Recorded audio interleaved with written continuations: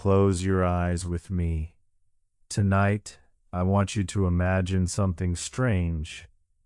You are a duchess, one of the highest-ranking women in all of England. You have everything the world believes a person could want. A great house in the country with more rooms than you could visit in a week, and another in London besides.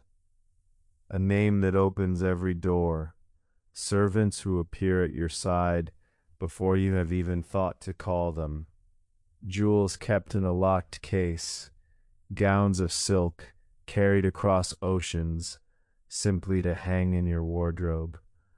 And yet for all of it, almost nothing in your life truly belongs to you. Not your time, not your body, not even the quiet thoughts you are permitted to say out loud.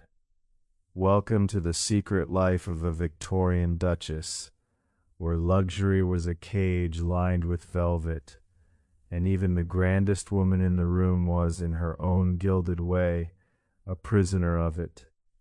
The year is somewhere in the 1870s. Queen Victoria sits on her throne, still dressed in mourning for a husband long dead.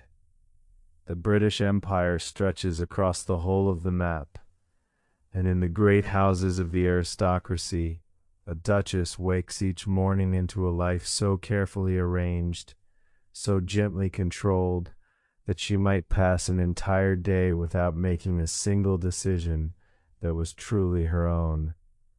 And here is the strange part. Everyone who looked at you believed you were the most fortunate woman alive. If this is your first time here, welcome. I make these long, slow, rambling history stories for people who simply want something calm to fall asleep to.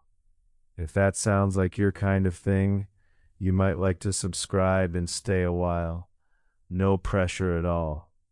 And if you feel like it, leave a comment and tell me where in the world you're listening from tonight.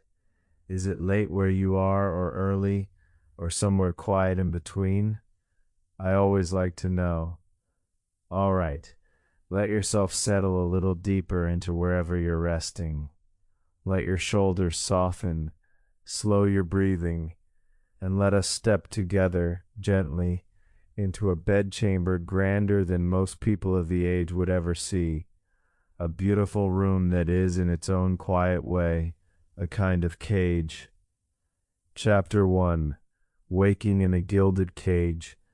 You do not wake on your own. That is the first thing to understand about being a duchess. Privacy is not a thing your rank can buy you. In truth, the higher you climb, the less of it you have. It begins with a sound, a soft, careful knock at the door of your bedchamber, somewhere in the gray light before the day has properly arrived.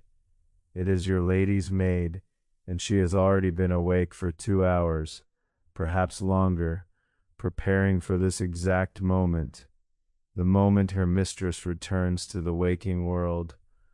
The room is cool around you. The fires in the kitchens far below in the basement of the house have been burning since 4 in the morning, and the warmth has been climbing slowly up through the great body of the house ever since, but it has not quite reached you yet. The air against your face is cold enough to make the warmth of the blankets feel precious, and you are reluctant, as you are every morning, to give it up. The smell of the room is particular, and it is a smell you will come to know as the smell of your whole life. Cold ashes from last night's fire, lavender water, beeswax polish, and beneath it all, the faint mustiness of heavy fabric, and a great house that is never quite aired enough. Your maid moves quietly through the dimness. She draws back the curtains, but only a little, just enough to let in a thin ribbon of pale morning light.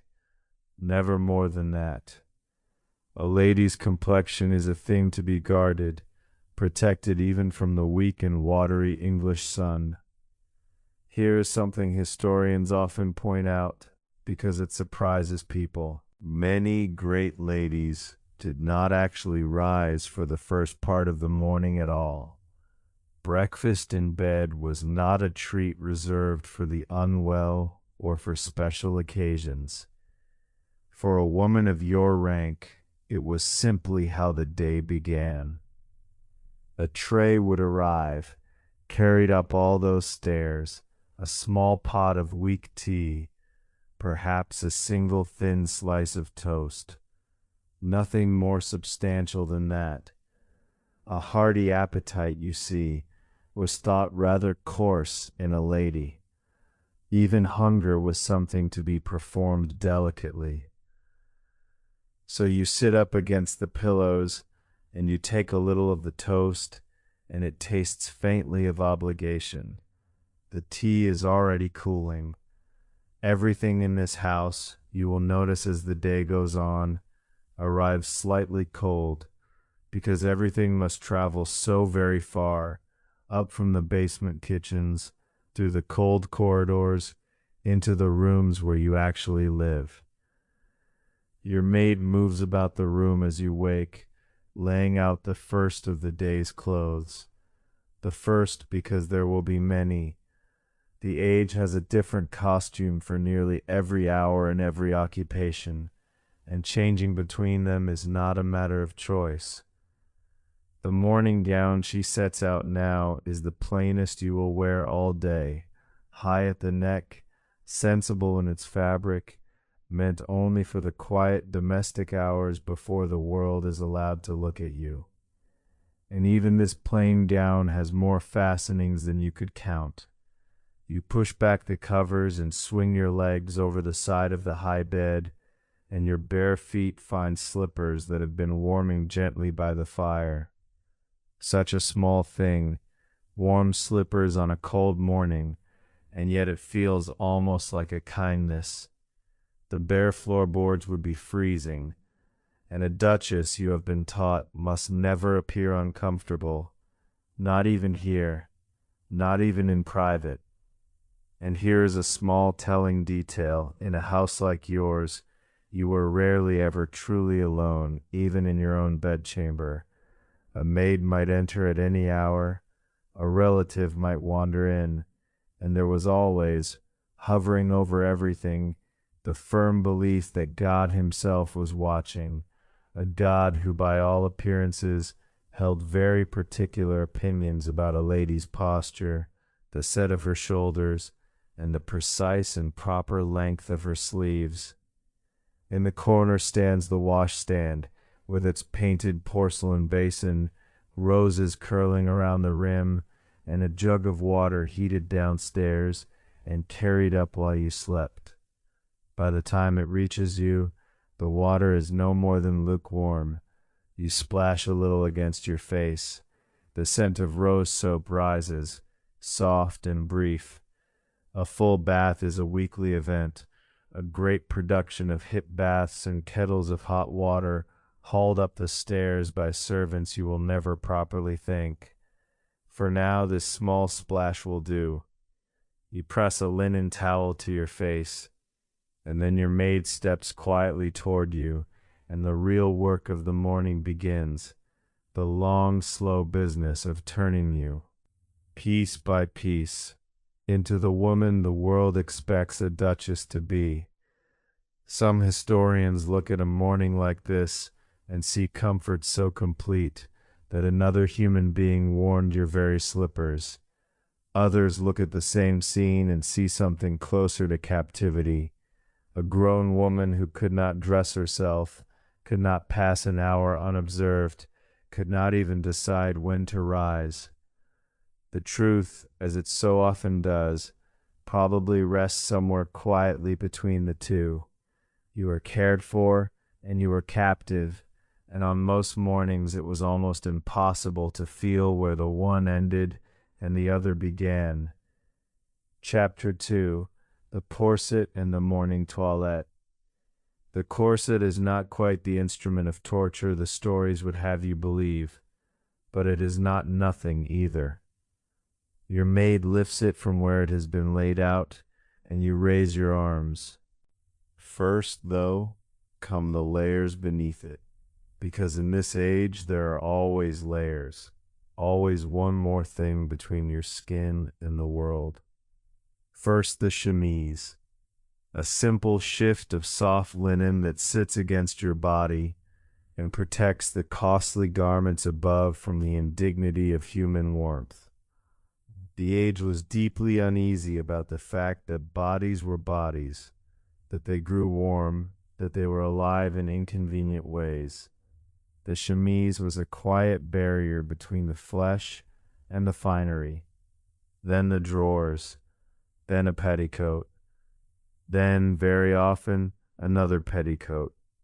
This is an age that believes firmly in layers, in volume, in the sheer reassuring quantity of fabric, and then the corset itself. Here is a fact worth holding on to, because so much nonsense has grown up around it. The famous tight lacing, the cracked ribs, the fainting, the 18-inch waist, was for most women far more fashion plate than fact. The drawings were fantasy. Studies of the corsets that actually survive suggest that most women lace themselves down by only 2 to 4 inches, enough to shape the figure the age admired, but nowhere near the dramatic damage that later generations loved to imagine. The everyday corset was not a torture device. It was, more than anything, a kind of architecture.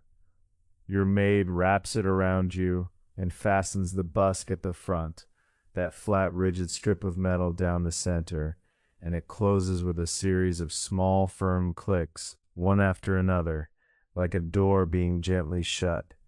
And then she takes up the laces at the back, braces one hand against her spine, and begins slowly to pull.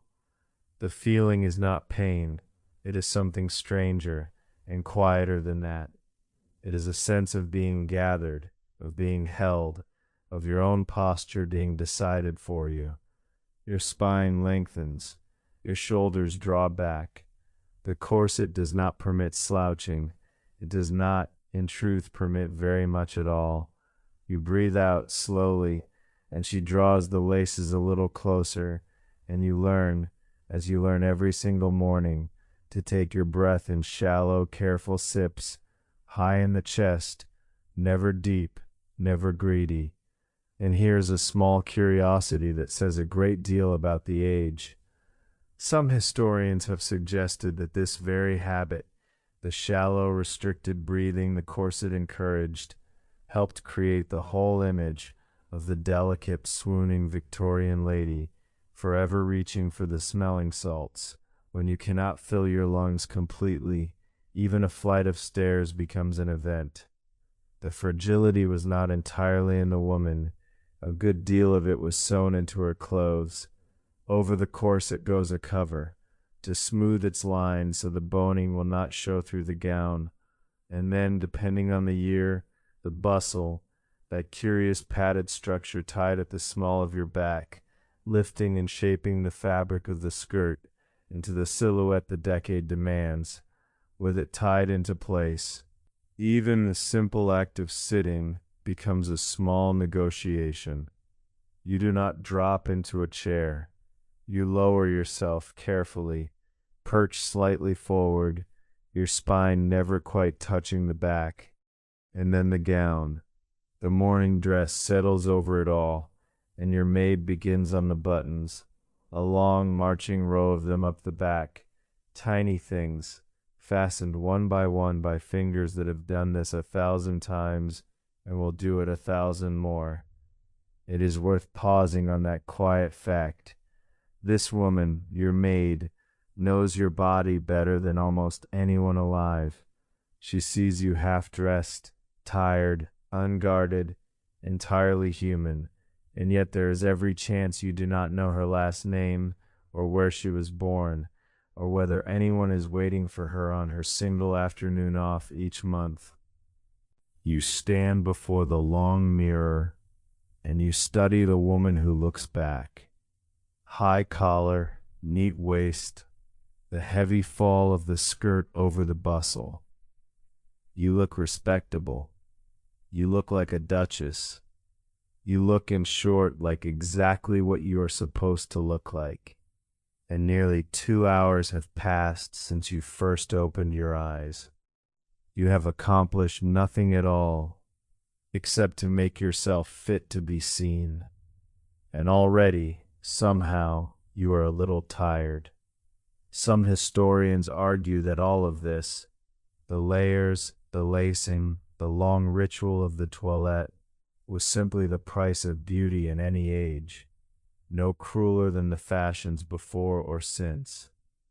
Others see something more deliberate, a way of binding a woman quite literally into stillness, of building dependence into the very seams of her clothes, so that she could not so much as dress without another's hands. Perhaps it was both at once, a thing of beauty and a thing of constraint, laced together so tightly that no one, least of all the woman inside it, could easily tell them apart. You descend the great staircase slowly, one gloved hand trailing along the polished banister. Yes, gloves indoors in the morning, light cotton ones, because bare hands are thought improper even in your own home. The age had opinions about everything, and exposed skin sat near the very top of the list. The breakfast room waits on the ground floor. It is smaller and warmer than the great dining room, with tall windows that look out over the gardens, where frost still clings to the rose bushes and the lawns lie silver and still. A fire burns in the grate, popping softly as the coals settle. After the chill of your bedchamber, the warmth here feels almost like an embrace, and you settle into it gratefully. The sideboard is laid with enough food to feed a small regiment. This is the breakfast of a great house in all its quiet excess. A row of silver dishes kept warm over little flames, eggs prepared 3 different ways, cold meats, a rack of toast slowly going cold, pots of marmalade and honey, butter pressed into the shape of a rose, and something that gleams darkly in a covered dish and smells of smoke in the sea. Kedgeree most likely, smoked fish and rice and egg, a strange and comforting thing the age borrowed from British India. And here is a fact that surprises almost everyone. For all this abundance, a lady was expected to eat almost none of it. A great appetite was thought unwomanly, even a little vulgar.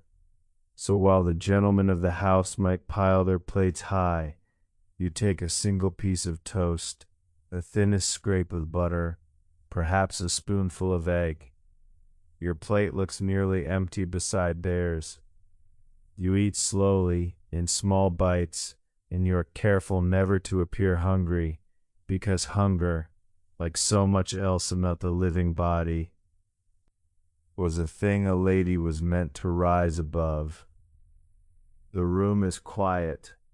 If your husband, the Duke, is present at all, he is likely behind a newspaper, or has already gone out, to his club, to his land, to the great machinery of business and politics that men of his rank move through, and women of yours were never quite allowed to touch.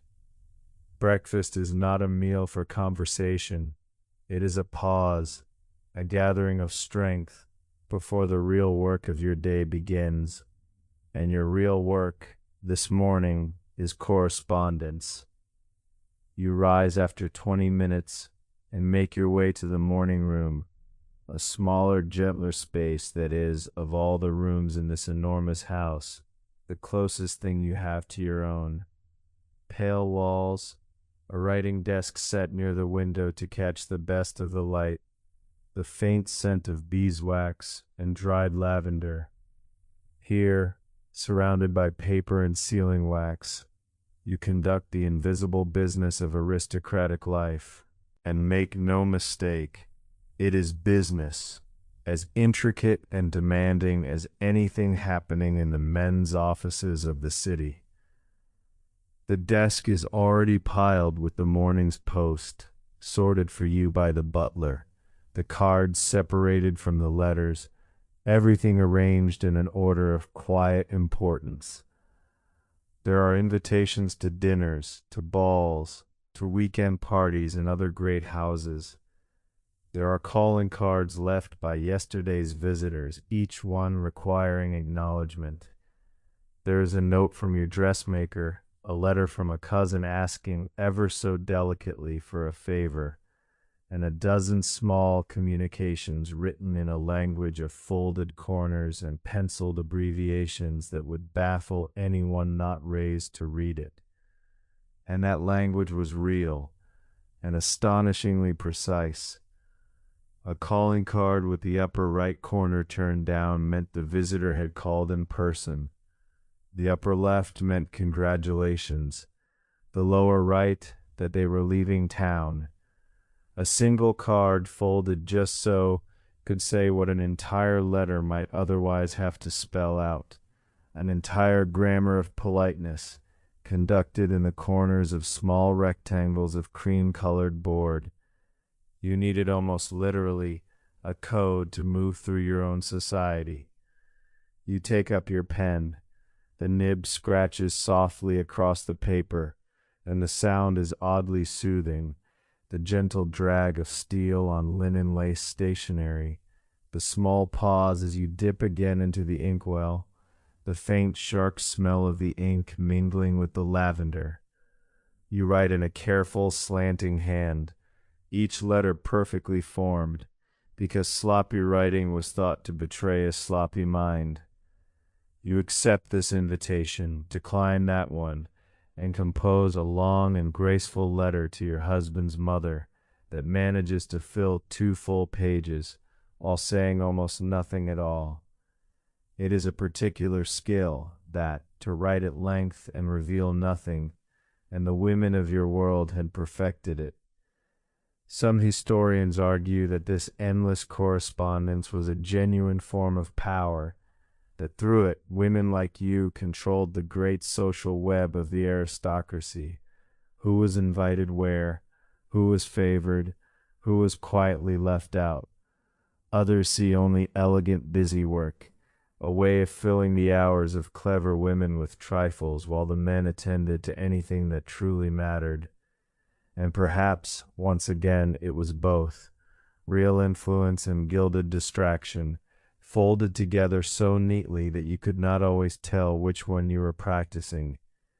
By the time the clock strikes the hour, your hand aches, and the day has not yet truly begun. Chapter 4. Mistress of a Great House. When the last letter is sealed, there comes a soft knock at the morning-room door, and a woman enters who is, in her own quiet way, one of the most powerful people in your world. This is your housekeeper. She is dressed in plain dark fabric, a ring of keys at her waist that chimes faintly as she moves, the keys to the linen cupboards, the storerooms, the still room, the wine cellar. She has been awake and at work for hours, and she carries with her a small leather book in which the running of this enormous house is written down in a neat, careful hand. For the next while, the two of you will sit together and decide in low voices how the great machine of the household will turn today. And it truly was a great machine. A duke's house might keep dozens upon dozens of servants, a butler and footman, a cook and her kitchen maids, housemaids and laundry maids, a coachman and grooms, gardeners, a lady's maid, a valet, perhaps a governess for the children. Running such a household was an act of management as complex as any business, and it fell in the end to you, not to the duke.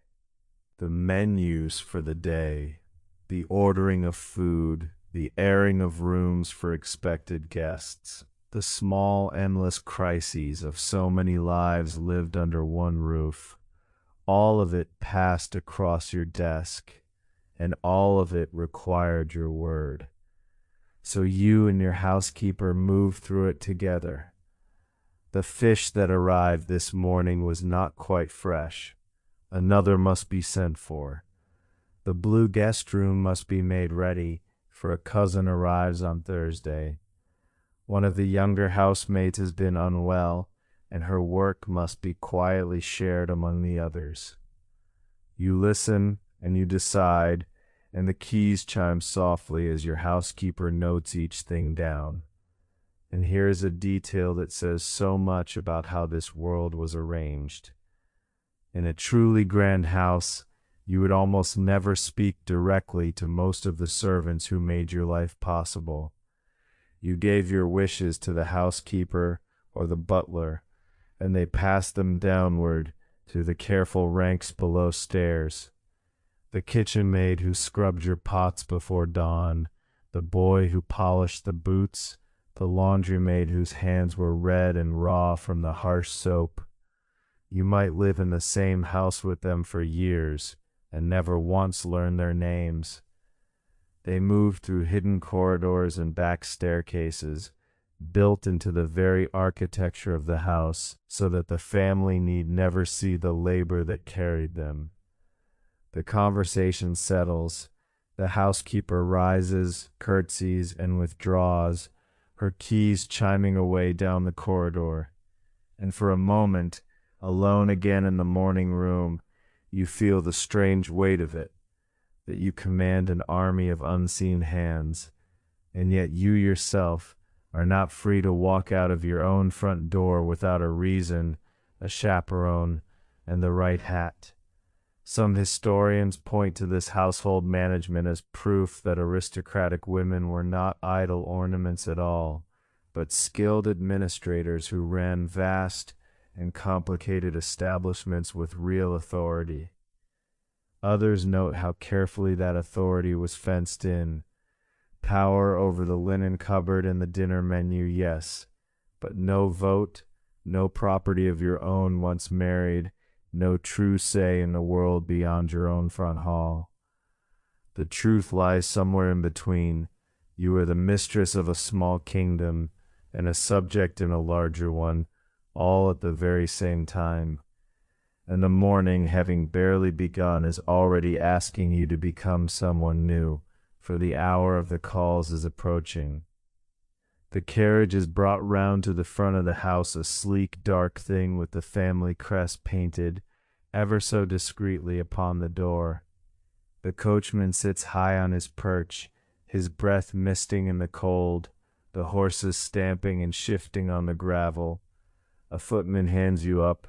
The door closes with a deep and satisfying sound, and the noise of the world softens at once into something distant and muffled, as though you have stepped into a small, rolling room that belongs to a quieter age. You are going to pay calls, and though they are called morning calls, you will not be surprised to learn that they happen almost always in the afternoon. This is one of those small absurdities the age seemed to delight in. The morning, in fashionable language, meant all the hours before dinner, and dinner in a great house might not be served until 8 or 9 at night, so your morning stretched luxuriously across most of the daylight hours, and your morning calls were made at 3 or 4 in the fading afternoon light.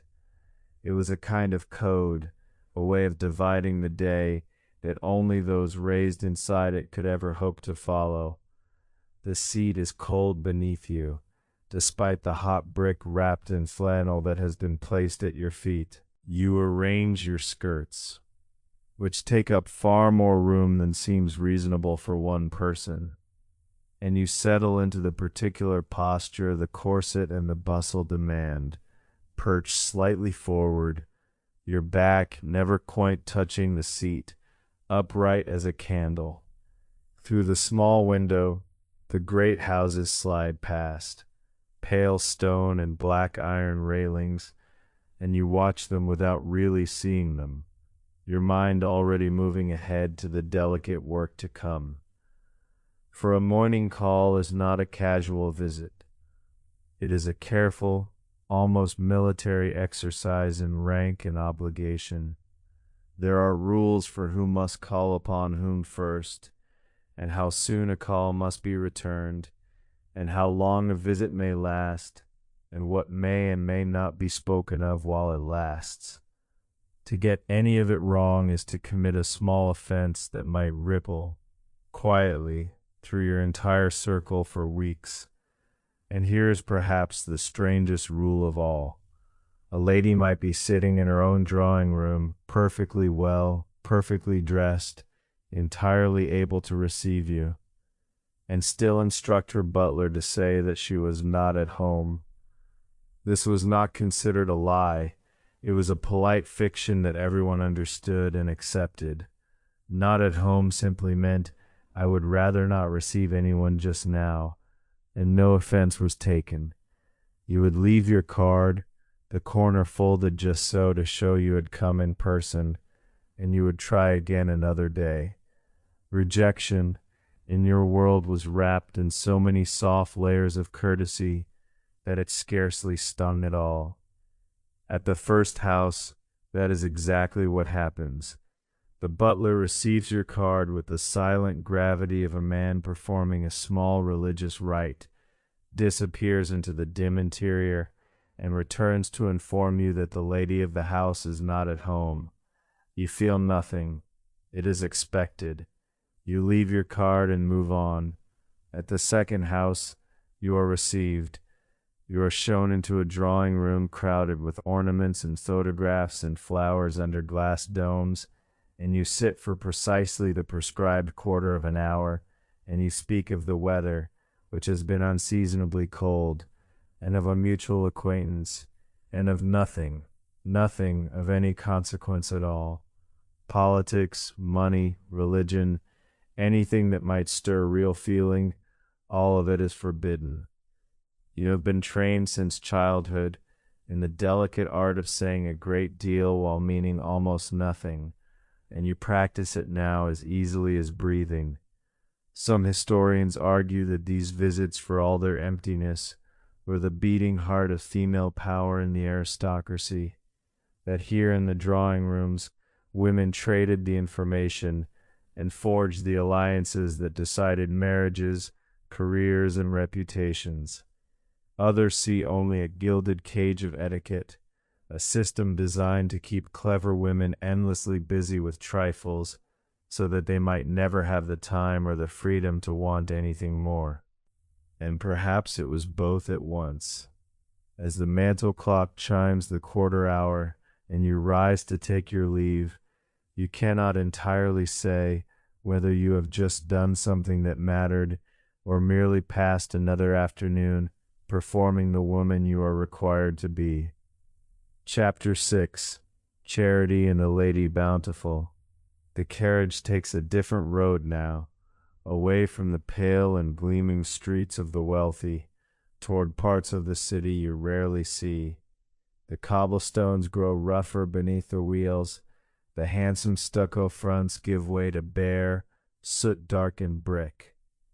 And the very air seems to change, the faint perfume of hothouse flowers and beeswax that follows you everywhere, thinning into something sharper and more honest, coal smoke, damp stone, and the close crowded smell of too many lives lived in too little room. You are going to do good. Charitable work was considered a duty of women of your rank, a way of spreading your blessings among the deserving poor, of proving yourself a good Christian and a worthy lady. The grandest ladies lent their names to hospitals and missions and schools. They appeared at fundraising bazaars. They visited the sick and the struggling with baskets of food and improving little books. The phrase the age used, often without a trace of irony, was Lady Bountiful, the great lady descending, gracious and serene, to bestow her kindness upon those below her. Your carriage stops before a mission hall, a plain brick building in one of the poorer streets, and a footman hands you down with visible reluctance, for this is not a place he enjoys bringing the carriage. Inside, the hall is warm and crowded, and the smell meets you at the door. Cabbage soup, damp wool, unwashed clothing, and beneath it all the particular sourness of poverty itself. You do not let it show on your face. A lady, you have been taught, floats serenely above such things. And here is a detail that reveals the strange heart of Victorian charity. It was deeply, almost obsessively concerned with sorting the poor into two kinds, the deserving and the undeserving. The deserving poor, widows, orphans, the sick, those who had fallen on hard times through no fault of their own, these were thought worthy of help. The undeserving poor, whose hardship was blamed on drink or idleness or loose living, were thought to merit a lecture far more than a loaf of bread.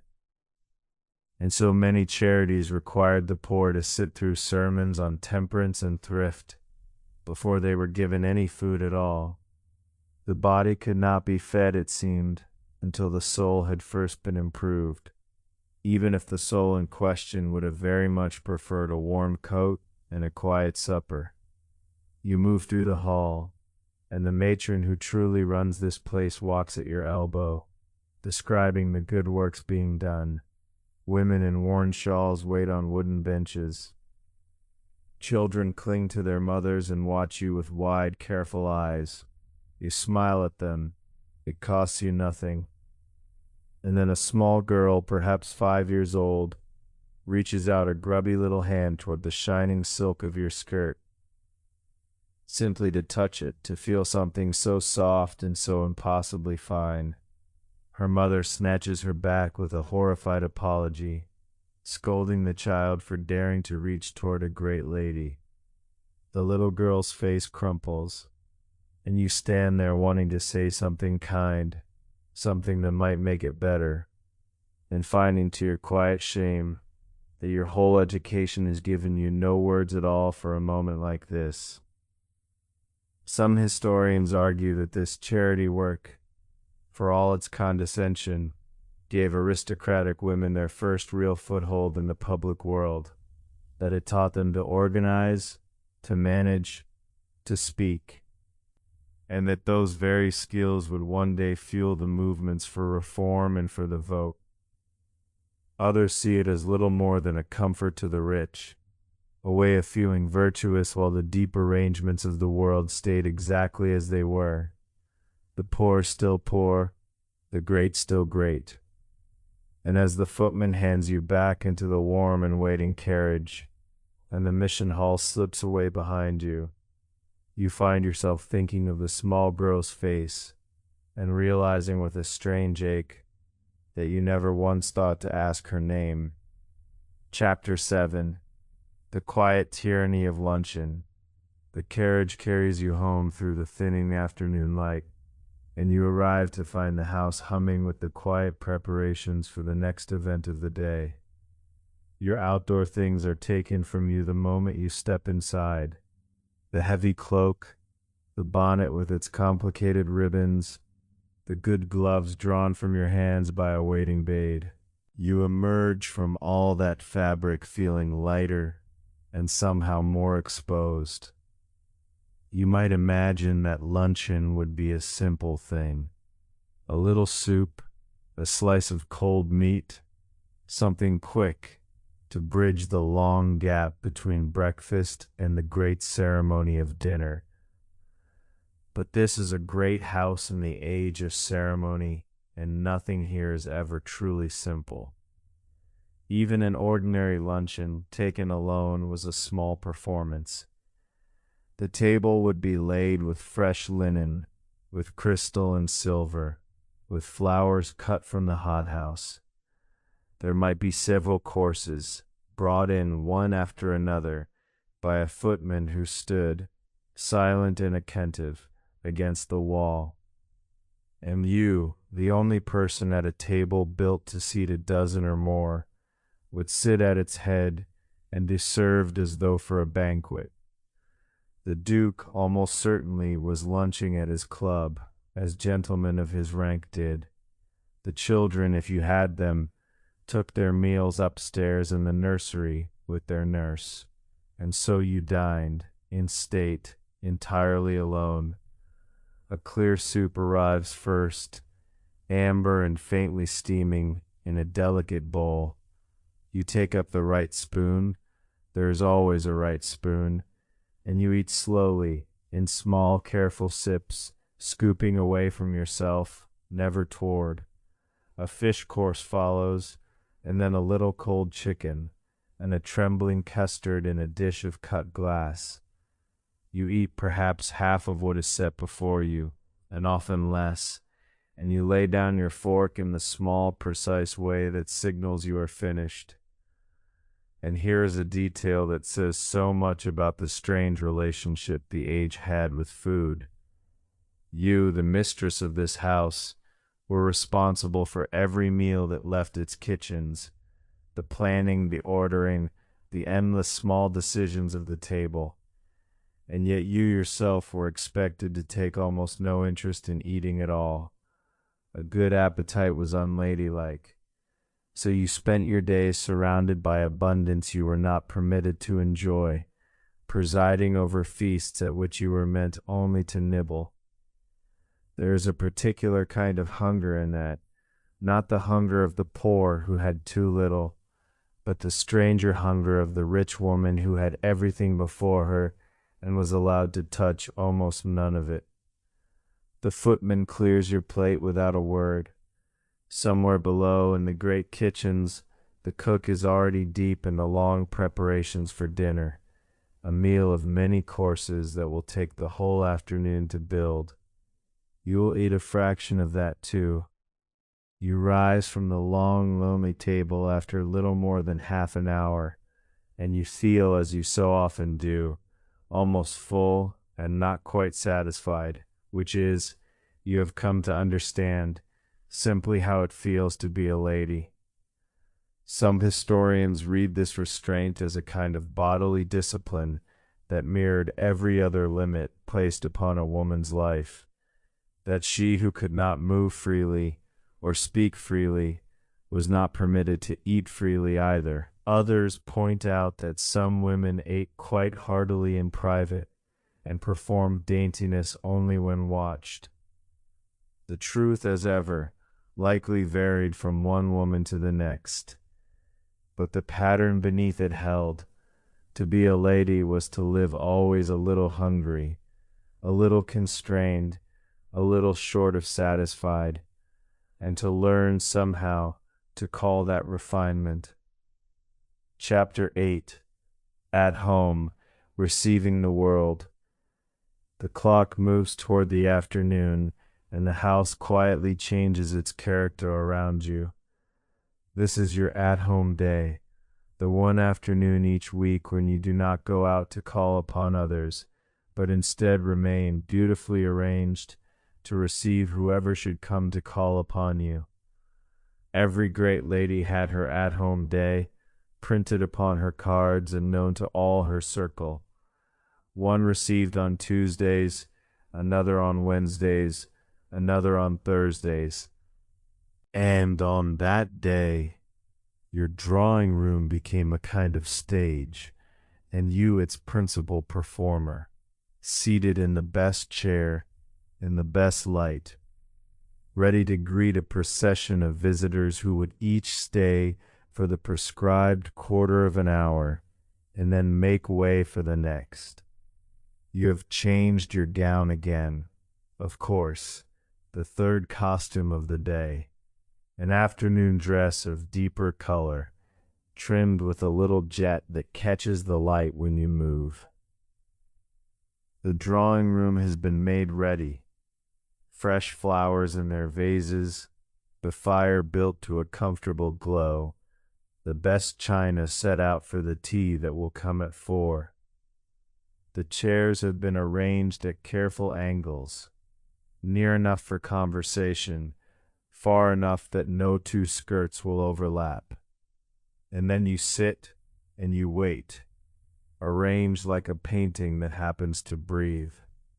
The first knock comes, and the butler announces your visitors, and the ritual begins. They enter in a rustle of silk. You rise, you greet them, everyone sits. You speak of the weather, you speak of the ball that is coming, of a marriage that is rumored, of a mutual friend who has gone to the country for her health. You do not speak of anything that might stir real feeling. The clock ticks, the quarter hour stretches and thins, and here is a small piece of theater that reveals just how carefully the whole thing was managed. In the grandest houses, the butler himself would keep the time, appearing at precisely the 15-minute mark to announce a new arrival, real or invented, and so signal ever so politely that the present visitors should now take their leave. No one had to suffer the awkwardness of overstaying. No one had to be asked to go. The departure was made to seem the work of fate, of circumstance, of the simple turning of the afternoon, when in truth it had been arranged to the minute by a man with a pocket watch standing just beyond the door. And so they come and go, your visitors, like a tide governed not by the moon but by the rules of society. The room fills and empties and fills again. You pour the tea when it arrives, and you preside over the small sacred geometry of cup and saucer and silver spoon, and you smile and smile until your face begins quietly to ache with it. By 5 o'clock the last guest has gone, and the drawing-room feels suddenly hollow, the flowers drooping a little in the heat of the fire, the cups standing half empty on their tray. Some historians argue that these rituals gave women a true and ordered power, that the drawing-room was a kind of court, and the lady at its center a kind of sovereign, deciding who was welcomed and who was quietly shut out. Others see only a gilded emptiness, hours upon hours of performance that produced nothing and changed nothing, designed perhaps to ensure that clever women never had the time to wonder whether the whole arrangement made any sense at all. And as you sit alone in the emptied room, your face sore from smiling, you cannot quite decide which of them is right. And there are other rooms in your life, and other hours, beyond the ones we have walked through tonight. Let your mind drift, gently, over them, the way one drifts over the events of a long life, in the quiet before sleep.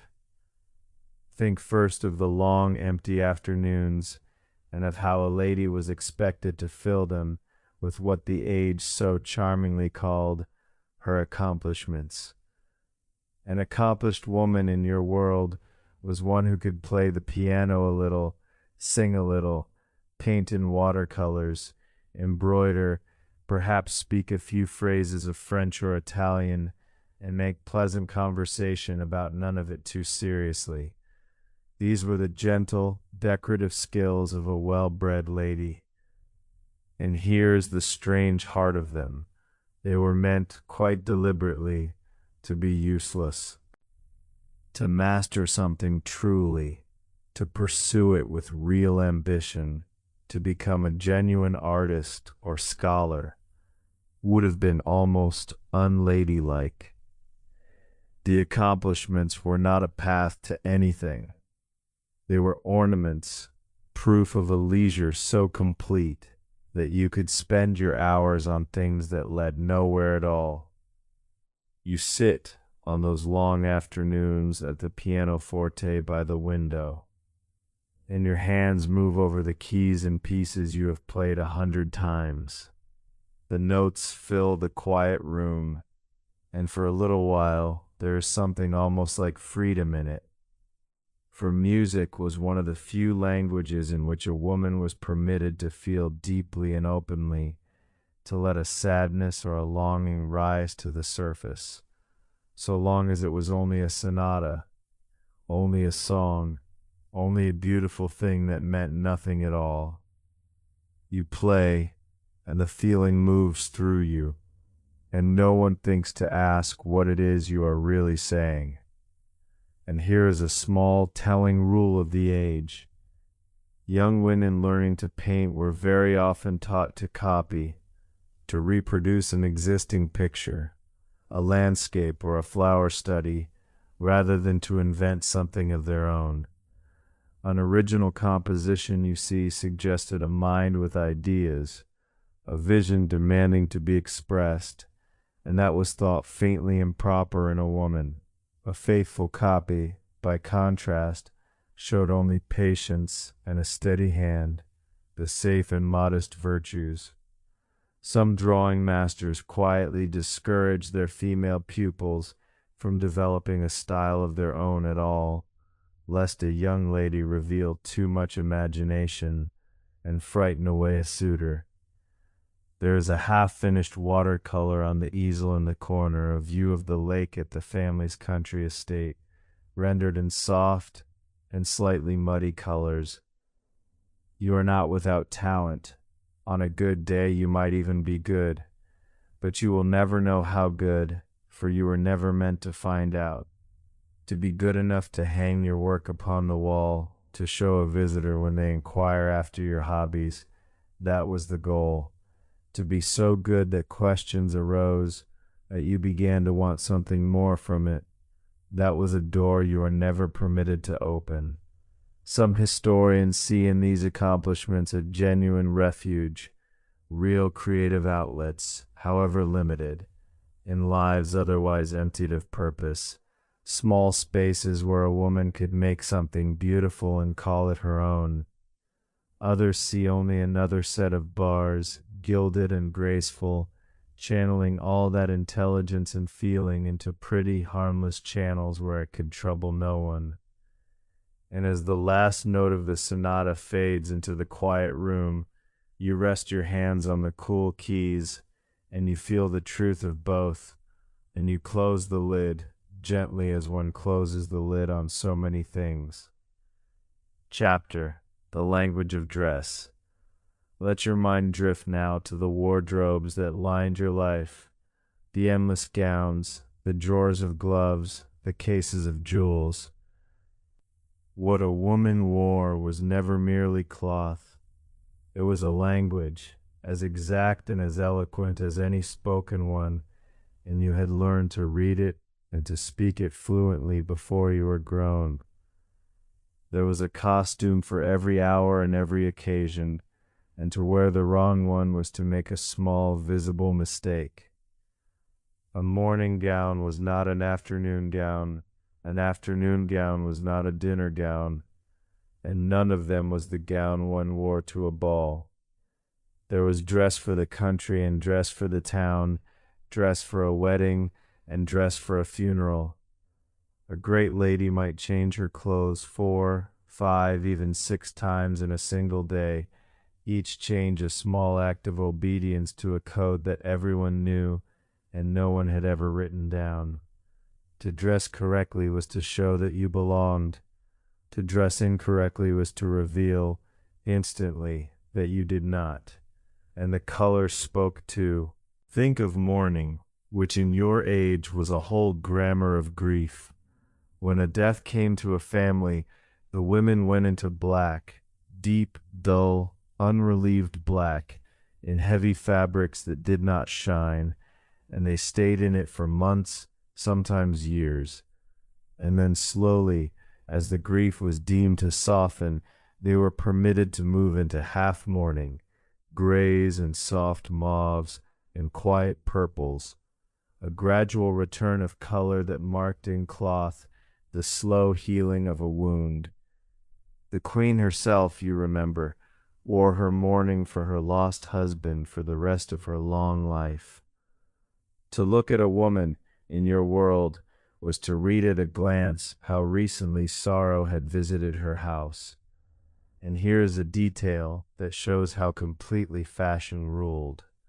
Some of the dyes that gave the age its most fashionable colors were quite literally poisonous.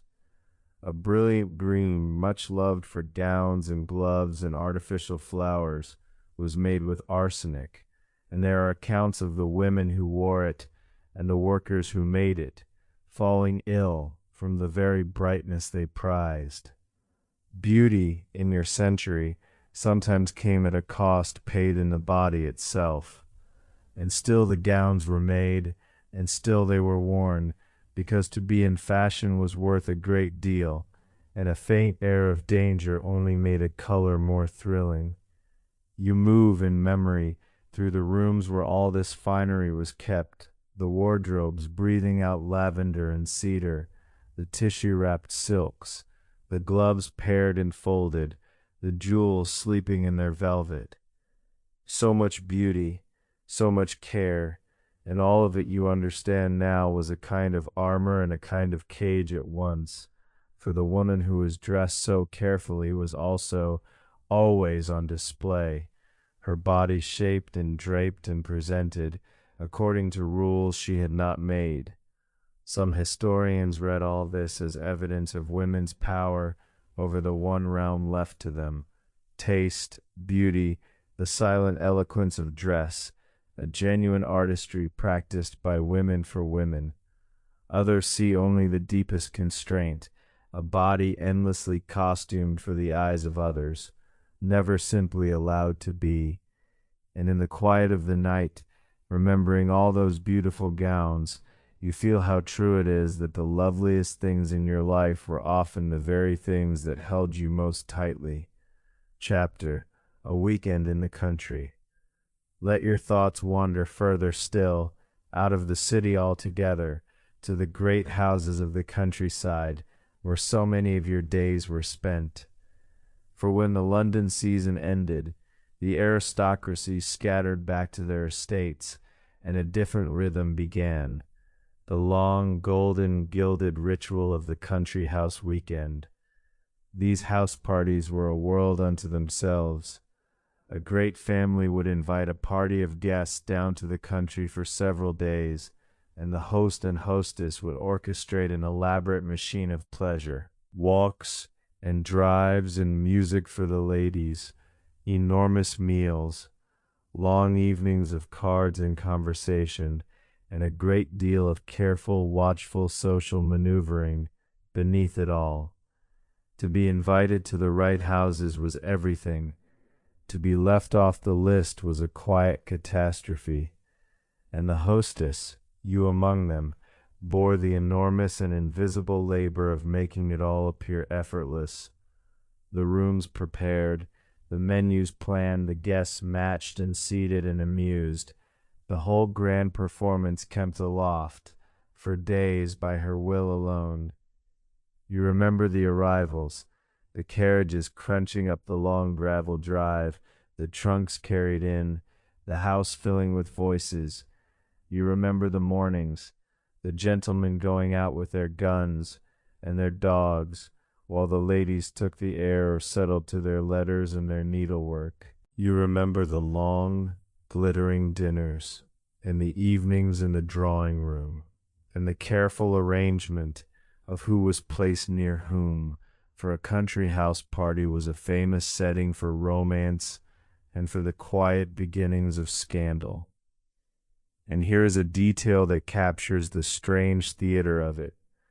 In the very grandest houses, the placing of the guest bedrooms was a matter of the most delicate diplomacy. A clever hostess knew exactly who wished to be near whom, and arranged her corridors accordingly, with a discretion that was never spoken of and never written down. There are stories of guests creeping along darkened passages in the small hours, and of hostesses who managed the whole quiet business with the skill of a general moving troops. Beneath the perfect propriety of the daylight hours, a great house at night kept a good many secrets, and the lady of the house was expected to know them all and to mention none. You loved the country in your way. The air was cleaner there. The light fell golden across the lawns, and there were mornings, walking the gardens before the house had woken, when you came as close to feeling free as your life ever allowed, and yet even there, Even in all that green and quiet, the performance never truly ended. There were always guests to please, appearances to keep, a part to play from the moment you rose until the moment you closed your door at night.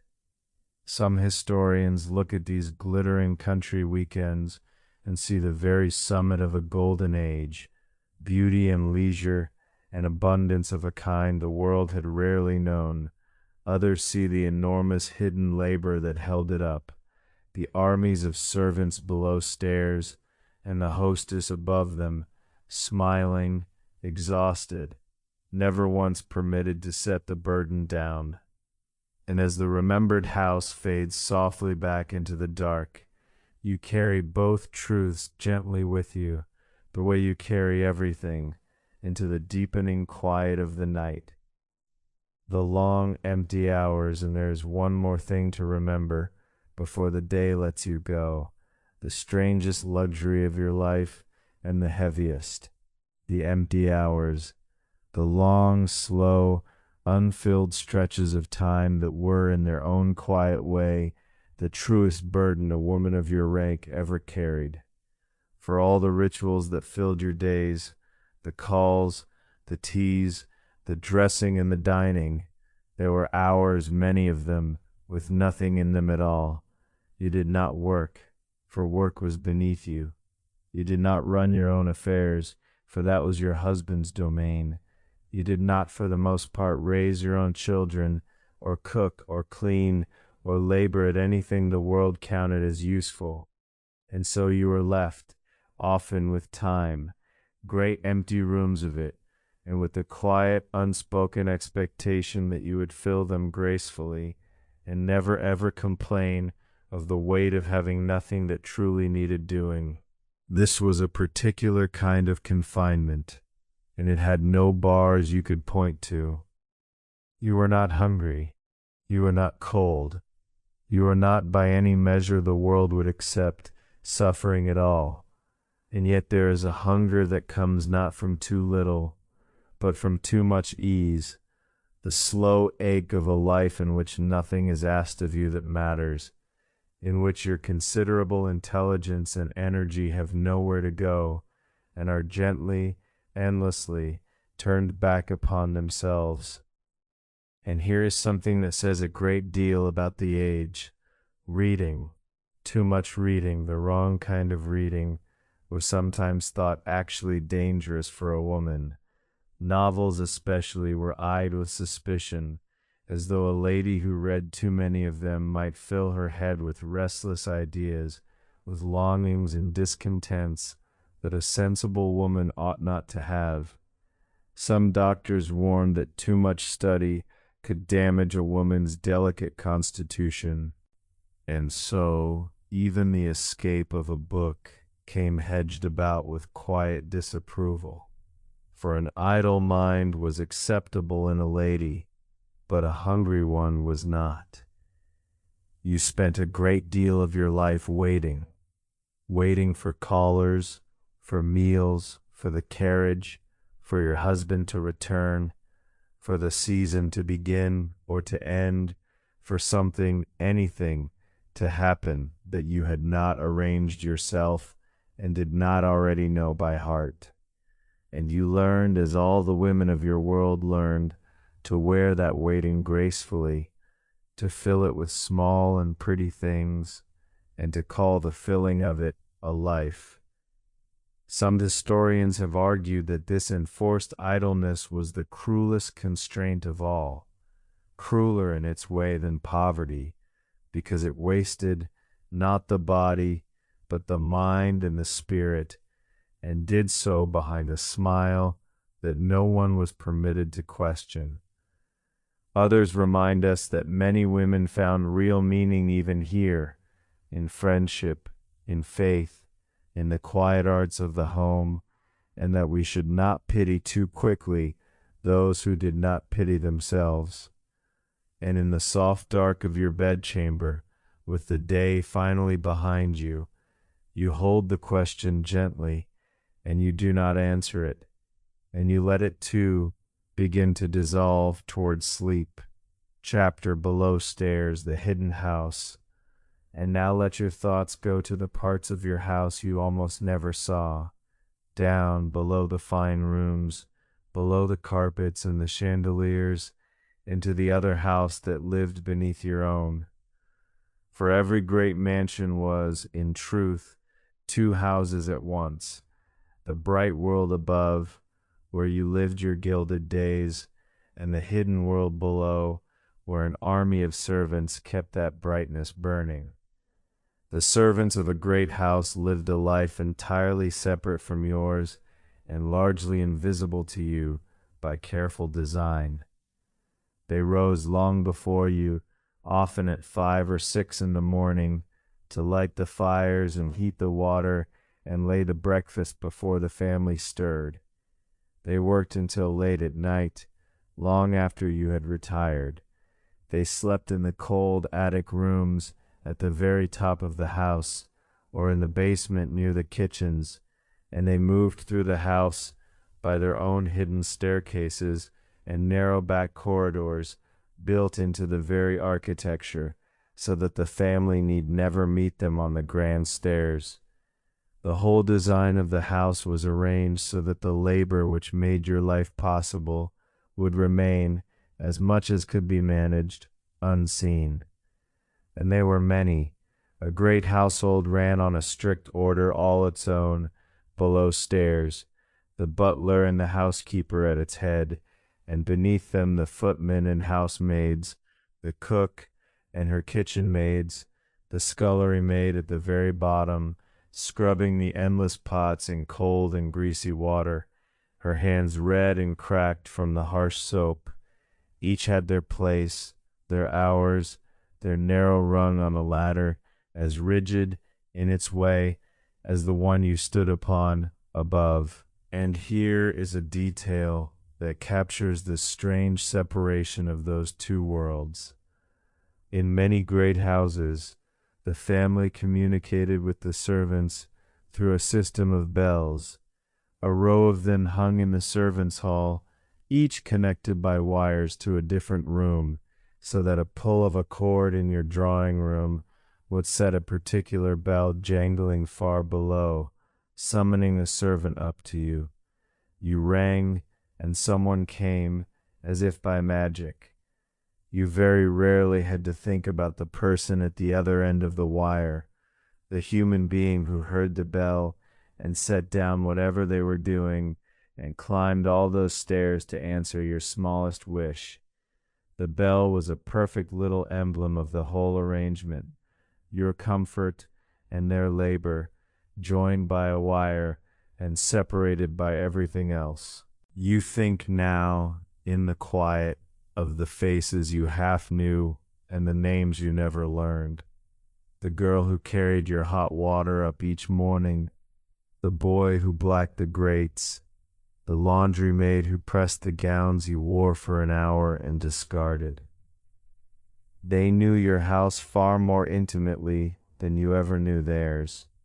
They knew your habits, your hours, the secrets a household cannot hide from those who clean it. And you knew, of most of them, almost nothing at all. Some historians remind us that service, hard as it was, offered the poor a roof, a wage, and a place in a respectable house, and that many servants took real pride in their work and their skill.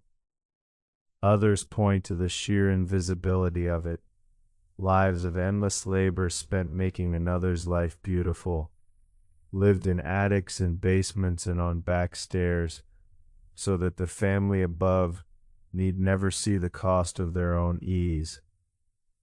And in the dark between waking and sleep, you find yourself thinking, with something like tenderness, of all those unseen hands, and wishing a little that you had known even one of their stories.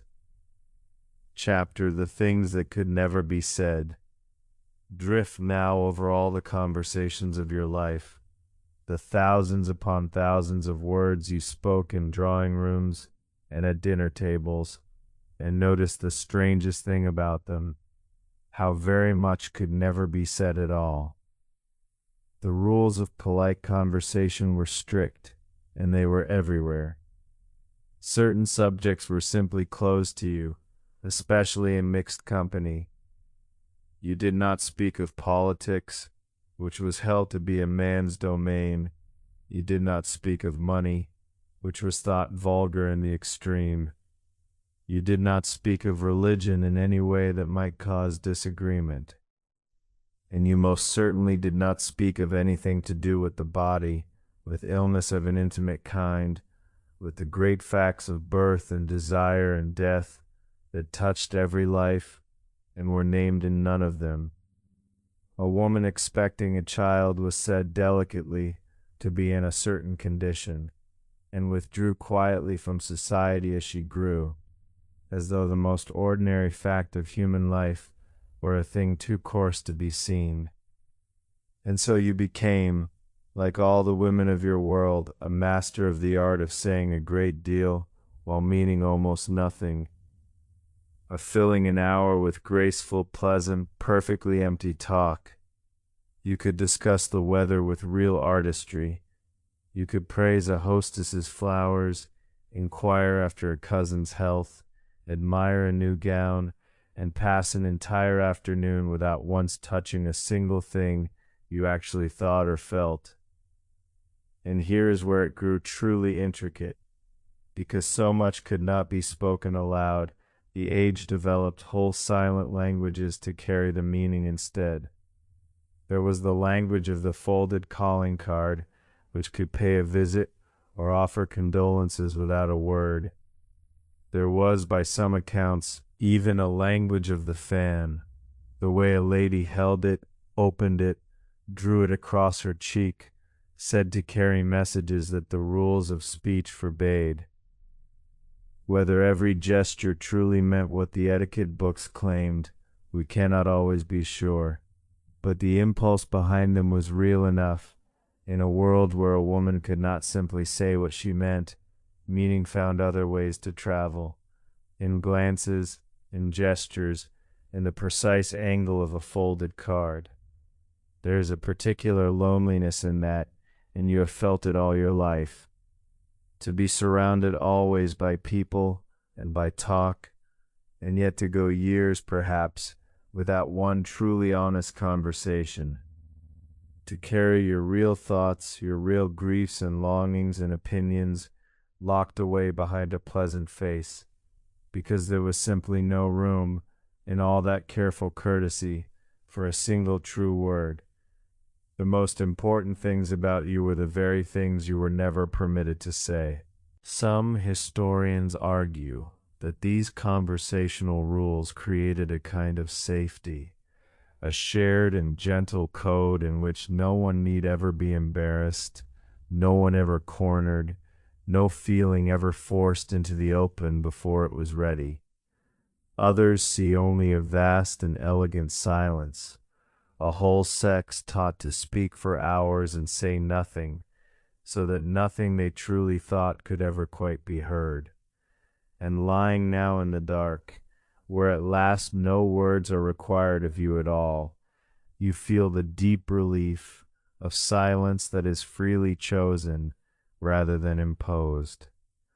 Let one more memory rise gently before sleep, the quiet shape of the Sundays that marked out the weeks of your life, one after another, like beads upon a string. Religion sat at the very center of respectable life in your age, and the Sabbath was its great weekly ritual. On Sunday morning, the whole household made its way to church, the family in its private pew at the front, a box of polished wood set apart and slightly raised, and the servants filling the pews behind, the entire establishment gathered under one roof before God, arranged even there in the strict order of rank that governed everything else. To attend church was not merely an act of faith, it was a duty, a display, a public showing of the family's respectability and its place in the world. You remember the cold of the church on a winter morning, the stone breath of the old building, the smell of damp hymn books and beeswax, and the faint perfume of the congregation. You remember the long sermons and the careful stillness expected of you, and the particular Sunday hush that lay over the whole great house afterward. For Sunday was a day of rest and quiet, when the usual amusements were set aside, when even the children's games grew gentler, when the world seemed to lower its voice for a single day. And here is a small detail that reveals how seriously the day was kept. In strict households, Sunday observance reached into the smallest corners of life. Some families put away their ordinary books and permitted only religious reading on the Sabbath. Cards and games and music of a worldly kind were set aside. Even the food might be prepared the day before, so that the servants, too, might have a lighter day. The whole house slowed and stilled and turned for 24 hours toward heaven before Monday came, and the great machine of the week began once more to turn. And there was in faith a real comfort for many women of your world, perhaps the deepest comfort available to them. In a life so bound and so controlled, religion offered something that was, at least, your own, a private inner room that no one could enter, a conversation with God that needed no chaperone, a hope that the meaning so absent from your gilded days might be found somewhere in the quiet of the soul. Many women poured into their faith all the seriousness and feeling that the world allowed them nowhere else to put. Some historians see in this religion a genuine and sustaining strength, a source of real meaning, real consolation, and even real purpose in the charitable work and quiet devotion it inspired. Others note how neatly it also served to keep women in their place, teaching patience, submission, and the bearing of one's lot without complaint as the very highest of feminine virtues. And as the remembered church bells fade softly in your mind, ringing out across a Sunday long ago, you let that question rest, unanswered, and feel only the deep and simple peace of a day made quiet, the kind of quiet that is gathering now all around you. But of all the hours of your life, let one in particular rise now, the gentlest of them, and perhaps the dearest, the early morning in the garden before the house had woken, when for a little while you were almost free. The gardens of a great house were a wonder of the age, and a serious matter indeed. An estate might keep a small army of gardeners, and a glass house, a hothouse, warm and humid, in which exotic flowers and fruits were coaxed to grow even through the English winter. To set roses on the table in January, or pineapples at a dinner in midwinter, was a quiet boast of wealth, a way of defeating the very seasons. The gardeners rose before dawn and worked long into the evening, shaping and tending and forcing this beauty into being, so that the family might stroll through it as though it had simply always been there. And on certain mornings, before the calls and the corsets and the long performance of the day, you would slip out into it alone. The grass would be silver with dew, soaking the hem of your gown. The air would be cool and green and entirely your own.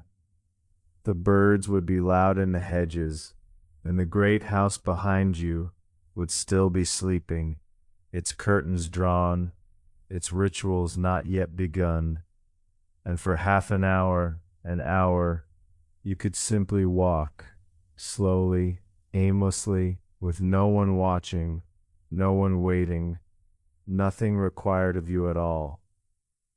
And here is a small thing that says so much.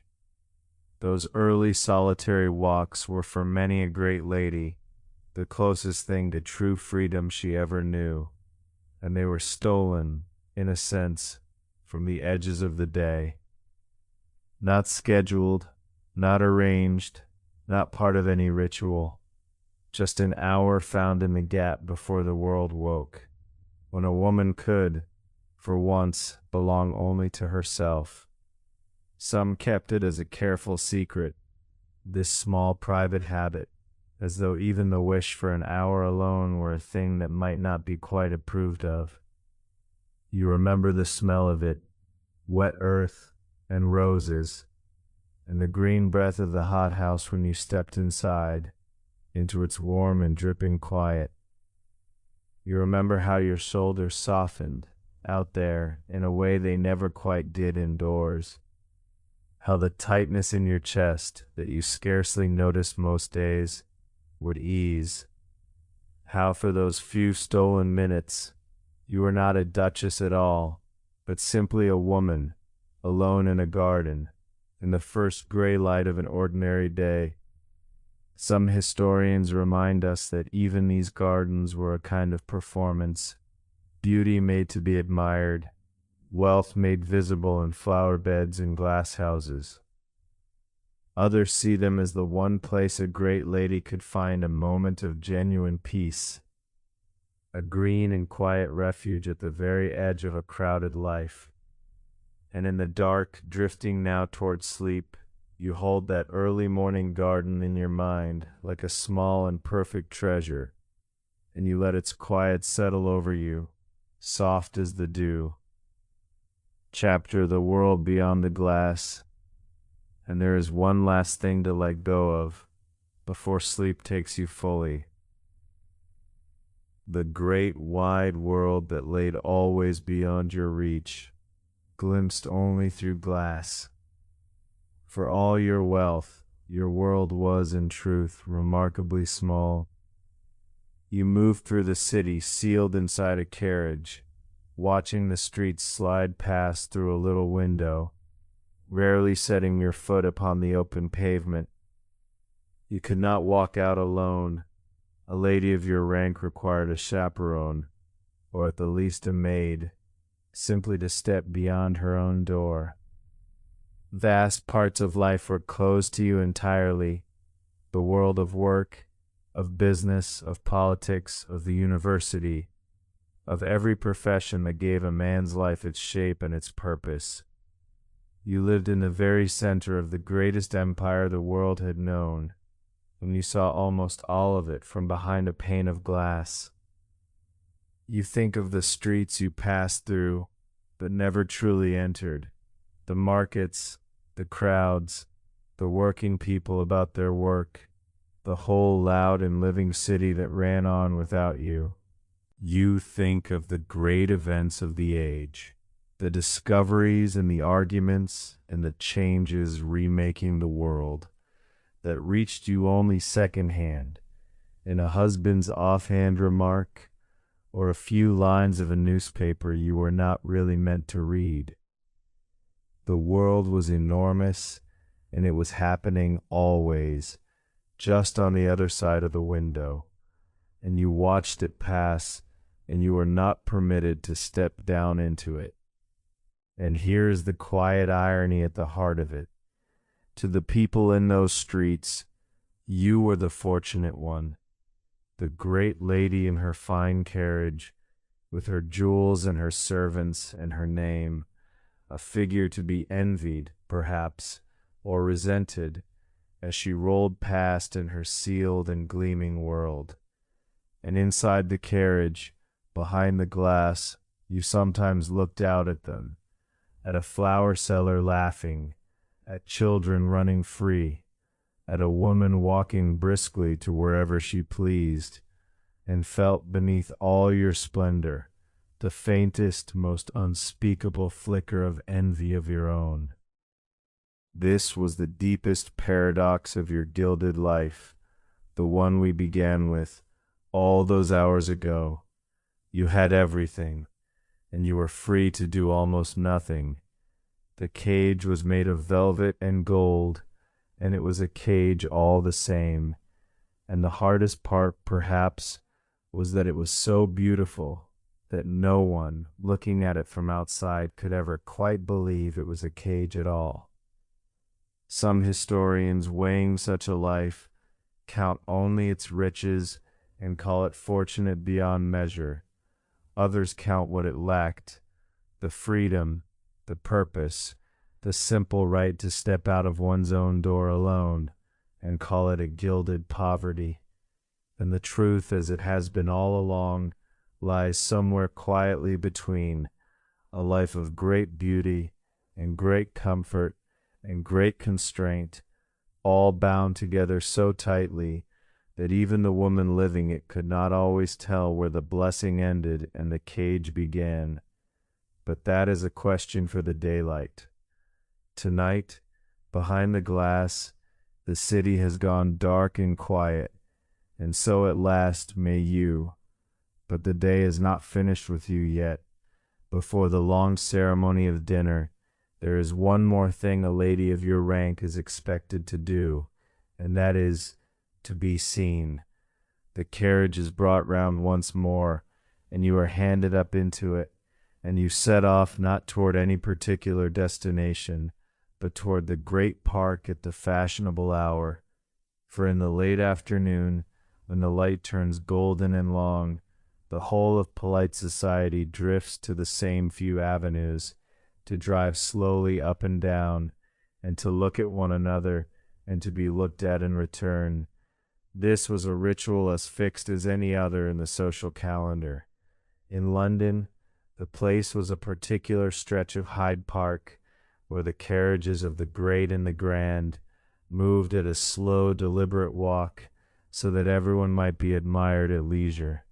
To drive there at the right hour, in the right carriage, in the right gown, was to announce to the world that you existed, that you mattered, that you belonged. To be absent too long was to be quietly forgotten. And so you went, day after day, to take part in a slow and glittering parade, whose only true purpose was the parade itself. You sit very upright as the carriage joins the slow river of others. Through the window you watch the world your life is made of, the fine horses, the gleaming carriages, the ladies in their afternoon silks, the gentlemen on horseback who lift their hats as they pass. Nods are exchanged, smiles are offered and returned. A great deal is communicated, and almost none of it in words. Who acknowledges whom, and how warmly, and who looks away, all of it is noted, remembered, weighed. And here is a detail that captures the whole strange business. A great lady might spend an hour or more in that slow procession, and never once step down from her carriage, never once truly speak to anyone at all. The entire outing existed simply to be seen taking it. The gown, the carriage, the matched horses, the very slowness of the pace, all of it was a message, written in silk and horseflesh, and read fluently by everyone who passed. You were not going anywhere. You were the thing on display. The light begins to fade, gold deepening into rose, and the carriages thin, as one by one the great families turn for home and the long business of dressing for dinner. You lean back against the cold leather, and for a moment, as the park slips away behind you, you feel the peculiar loneliness of it, that you have spent an hour among hundreds of people, exchanging 100 small signals, and have not had a single true conversation, nor said one word you actually meant. Some historians see in this daily parade the real engine of aristocratic society, a marketplace of reputation and alliance, where marriages were quietly furthered, and standing was won or lost in the lift of a hat. Others see only a cage with the prettiest of bars, a woman dressed and displayed, and driven in slow circles, admired by all and known by almost no one. And perhaps, as with so much of your life, it was both at once, and the hardest part was that after all these years, you could no longer feel the difference. When you return from the park, the light is failing, and the house has softened into the warm glow of lamps and firelight. And now comes one of the few hours of the day that is almost yours, the hour of tea. You might think tea is simply a drink, something to warm you, something to pass the time. But in a house like yours, tea is not a drink. It is a ceremony, as old and as carefully kept as anything performed in a cathedral. The taking of afternoon tea is a small act of order, a daily proof that whatever chaos exists out in the world, here at least, within these walls, all is calm and all is as it should be. And here is where it all came from. Afternoon tea was by tradition the invention of one woman, Anna Maria Russell, the Duchess of Bedford, back in the 1840s. She complained of a sinking feeling in the long, empty stretch between luncheon and the dinner that crept ever later into the night, until 7 or 8 hours might pass between the two.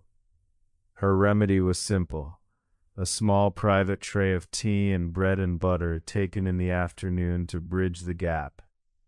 The habit spread among her friends and then among their friends, until within a single generation it had become a national institution. One duchess's quiet hunger became the ritual of an entire empire.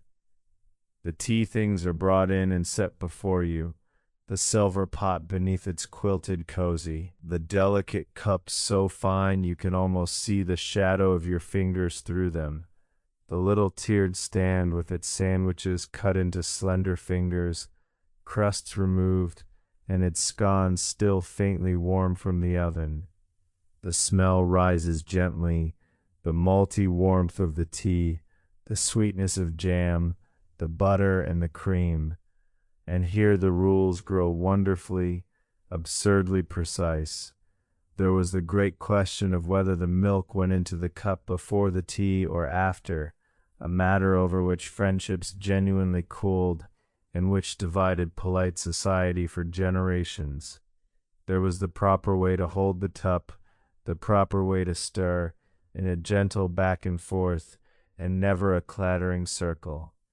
There was even the matter of the little finger, which, contrary to everything you may have been told, was never to be extended.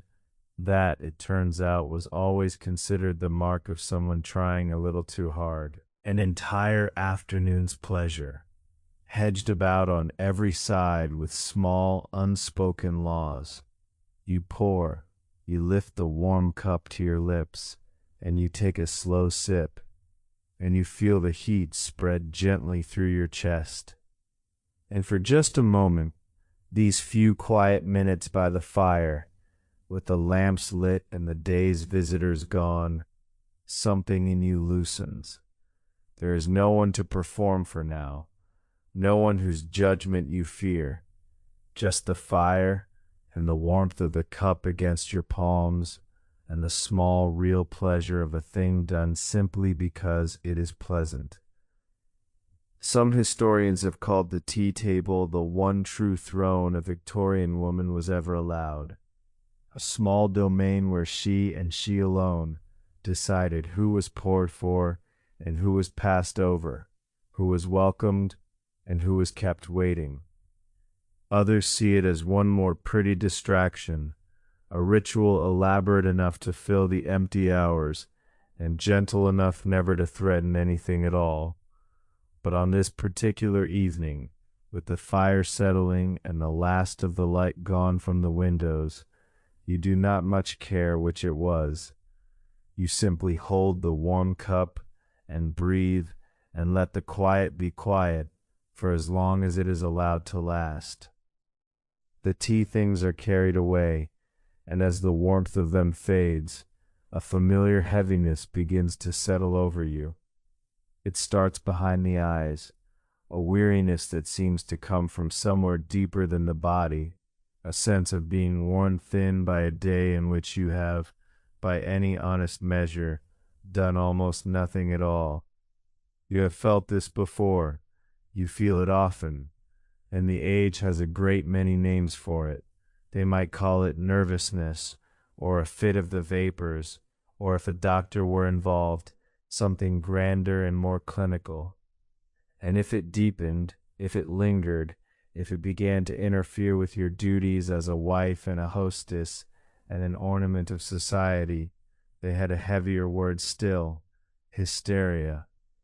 It was a diagnosis handed to women constantly throughout the age, a vast, vague basket into which doctors swept fatigue, sadness, restlessness, anger, desire, boredom, and very nearly any feeling a woman might have that made the men around her uncomfortable. The word itself came from the ancient Greek for the womb, because it was long believed that a woman's troubles all flowed somehow from her body's capacity to bear children. To be unhappy in your world was not a reasonable response to a narrow life. It was a medical condition. Your maid appears as if summoned by the very air, and she carries with her the small glass vial of smelling salts. She waves it beneath your nose, and the sharp biting fume of it jolts through you, and for a moment the heaviness scatters, and you are violently, ringingly awake, revived, restored, fit to carry on, and here is the strange medicine the age prescribed for women like you. The fashionable remedy was rest. Not an evening of it, but the rest cure, weeks sometimes of enforced stillness, complete bed rest, isolation from friends and family, a bland diet of milk and soft food, and most striking of all, no reading, no writing, no conversation, no stimulation of the mind whatsoever. Some doctors genuinely believed that thinking itself was dangerous to a woman, that her brain drew vital energy away from her body, that a woman who read too much or felt too deeply was quite literally making herself ill. The cure for a restless, unhappy, intelligent woman was, in effect, to give her nothing whatever to do, and to call the resulting silence health. You are not sent for the full cure tonight. That is reserved for darker days. But you are given its gentler cousin, the afternoon rest. An hour before the long evening begins, lying upon the chaise with the curtains half drawn, and your stays loosened just enough to let you take, for the first time all day, a single deep and unhurried breath. The relief of it is enormous. Your ribs expand, your lungs fill, the small dancing spots that have hovered at the edge of your vision all afternoon quietly fade.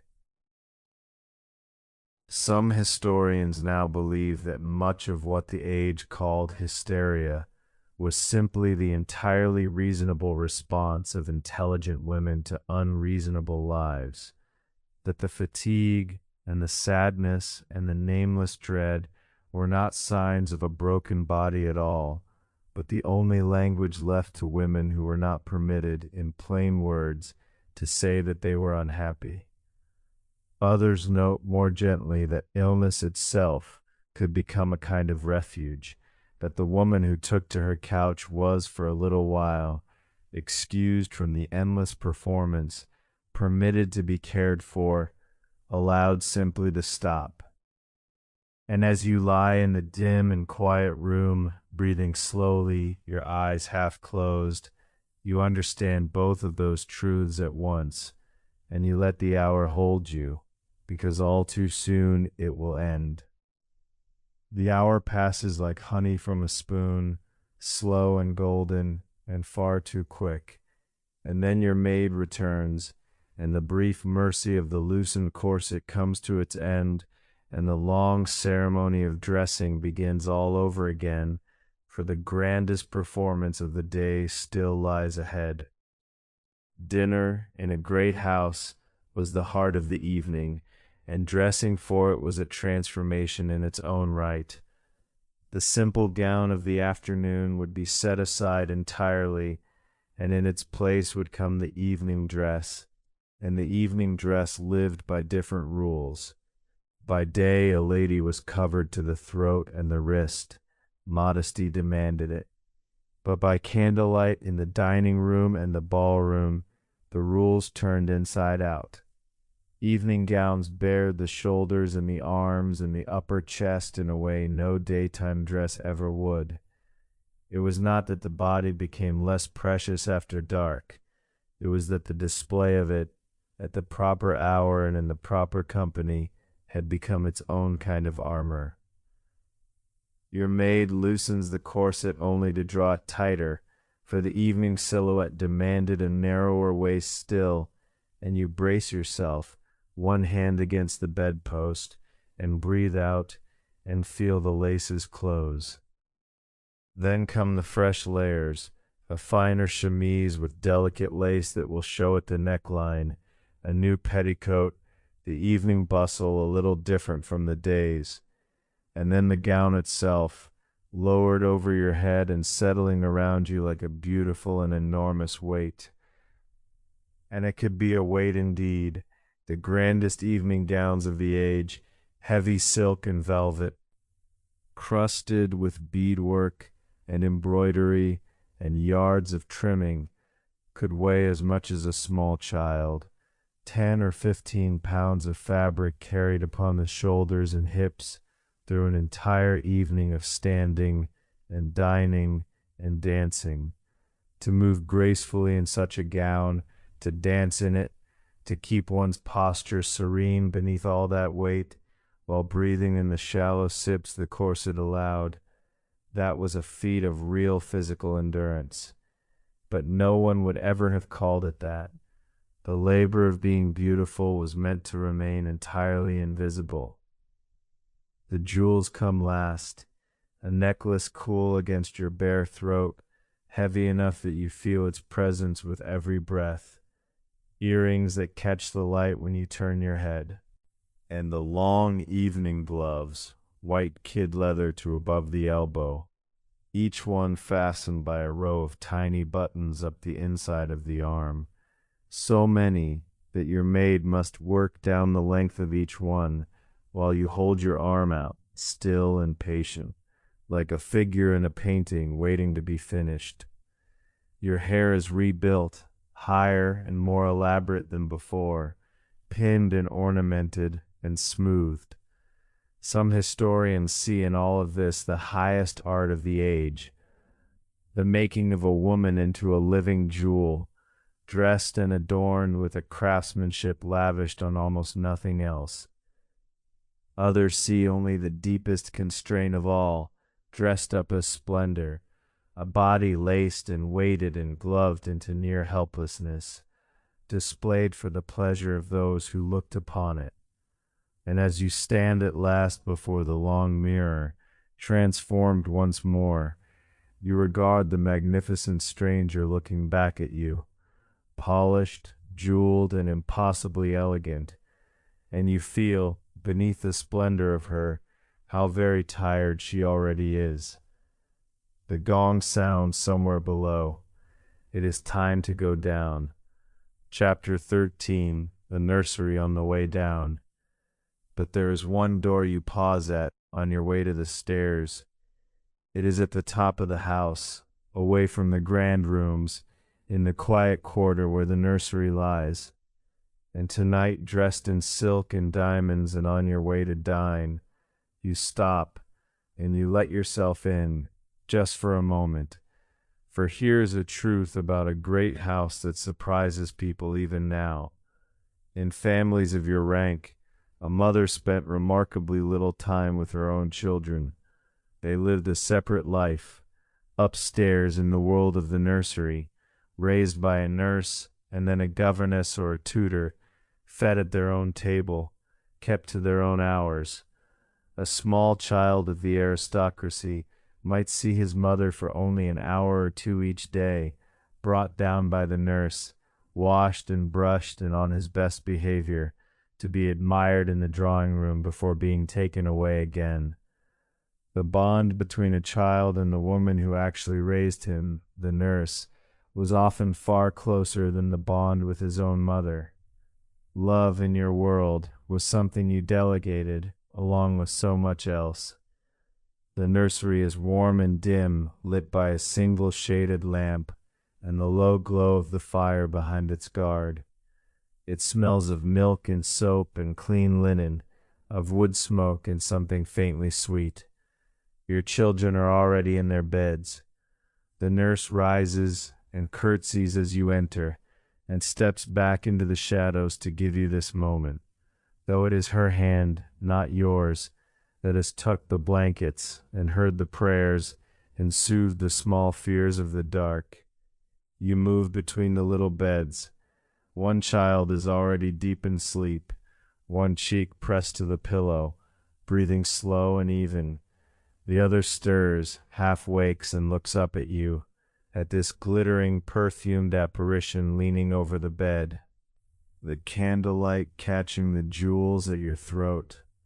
And for a moment there is something uncertain in the small face, as though it is not quite sure whether you are mother or visitor or a figure from a dream. And here is a small aching detail of the age. Many children of great houses grew up loving the smell of a particular soap or a particular fabric, because it was the smell of the nurse who held them when they cried. The mother, by contrast, was often associated with evening, with silk and scent and jewels, with a soft kiss on the forehead, before she swept away again to some bright room downstairs. To her own child, a duchess could be the most beautiful thing in the world, and also one of the most distant, a creature glimpsed at bedtime, gone by morning, loved at a careful distance that neither of you had chosen. You bend, and you press your lips to a warm forehead, and you breathe in the clean, sleepy smell of your own child, and for one moment the whole performance of the day falls away, and there is only this, small and real and entirely without rules. The child's eyes are already closing again. You straighten, you smooth your skirts, and you step back out into the corridor, and the door closes softly behind you, and you become once more the Duchess on her way down to dinner. Some historians look at this arrangement and see coldness, a wealthy class that handed its children to servants and kept its own affection at arm's length. Others argue it was simply the custom of the time, no measure of a mother's true feeling, and that many such mothers loved their children deeply in the careful, distant way the age allowed. The truth has ever lived somewhere in between.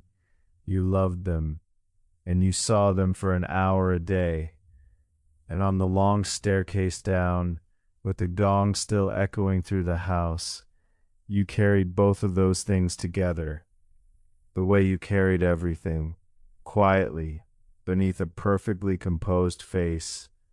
Chapter 14. The Grand Table. You descend the great staircase slowly, one gloved hand trailing the banister, your skirts whispering against each step. The house has shifted into its evening self, the lamps lowered to a flattering glow, candles lit in their silver branches, the warm smell of beeswax and roasting meat rising from below. In the drawing room, the guests have gathered, and a low hum of conversation drifts out to meet you. Tonight is not a grand ball, only a dinner, a small, intimate gathering by the standards of your world of perhaps a dozen people. But even a small dinner in a great house is a performance of extraordinary precision, and you are its director and its leading lady both. Everything about a formal dinner was governed by rules of rank. The guests did not simply wander into the dining room. They processed in a strict order of precedence, each gentleman offering his arm to a particular lady according to a careful calculation of title and standing. The highest-ranking gentleman present would lead you, the hostess, into dinner. Your husband would lead the highest-ranking lady. To seat people in the wrong order, to pair the wrong arms, to place a guest below where his rank entitled him to sit, these were not small mistakes. They were offenses that could be remembered and resented for a very long time. You had spent more thought on the seating of this table than on almost anything else that day. The dining room opens before you in all its candlelit glory, the long table gleaming with white damask, crystal catching the light, silver at every place, low arrangements of flowers that will not block the eye from across the table. You take your place, and the guests find theirs. And the first course begins its stately arrival, carried in by footmen who move along the table like a silent, well-rehearsed tide. And the dinner was long. A formal meal might run to 8 courses or more, soup, then fish, then a series of meat dishes, a sorbet to clear the palate, a roast, a sweet, fruit and cheese, each with its own wine, its own particular silver. At each place a small regiment of cutlery waited, and one was simply expected to know without hesitation which fork belonged to which course. The general rule was to work from the outside inward, but there were exceptions and traps enough that a nervous guest might watch the hostess and quietly follow her lead, which meant that you, at the head of the table, could never hesitate, never falter, never betray a moment's uncertainty about which fork was right. Your confidence was the compass the whole table steered by. You eat little, as always. You speak to the gentleman on your right through the early courses, and then, at the turn of the meal, to the gentleman on your left, for there were rules even for the direction of your conversation, ensuring no guest was ignored and none monopolized. The talk moves along its safe and pleasant channels. A play lately seen, a horse lately bought, the cold weather, a wedding in the spring, nothing of politics, nothing of money, nothing that might disturb the smooth and glittering surface of the evening.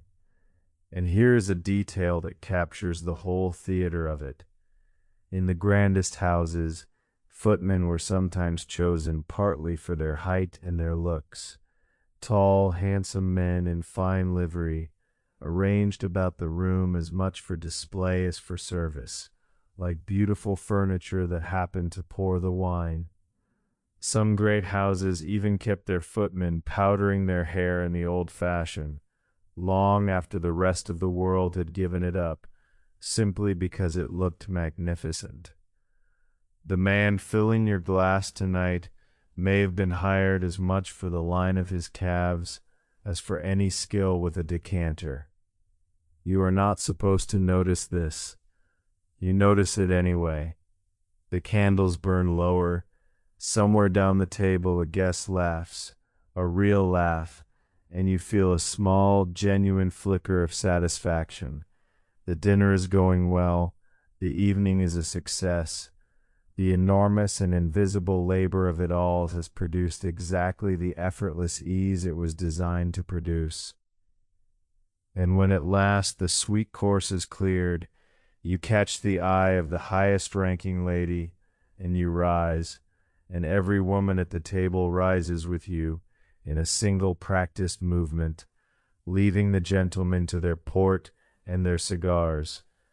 Some historians argue that the rigid ceremony of the dinner table gave everyone present a kind of safety, a shared language of manners in which no one need ever improvise, and no one need ever be at a loss. Others see it as a quiet machine of exclusion, a thicket of rules designed to catch out anyone who had not been raised inside it, to mark the outsider by a misused fork or a misjudged bow. And as you lead the ladies from the room in their long rustle of silk, you think, not for the first time, how strange it is to be the mistress of a feast you were barely permitted to taste.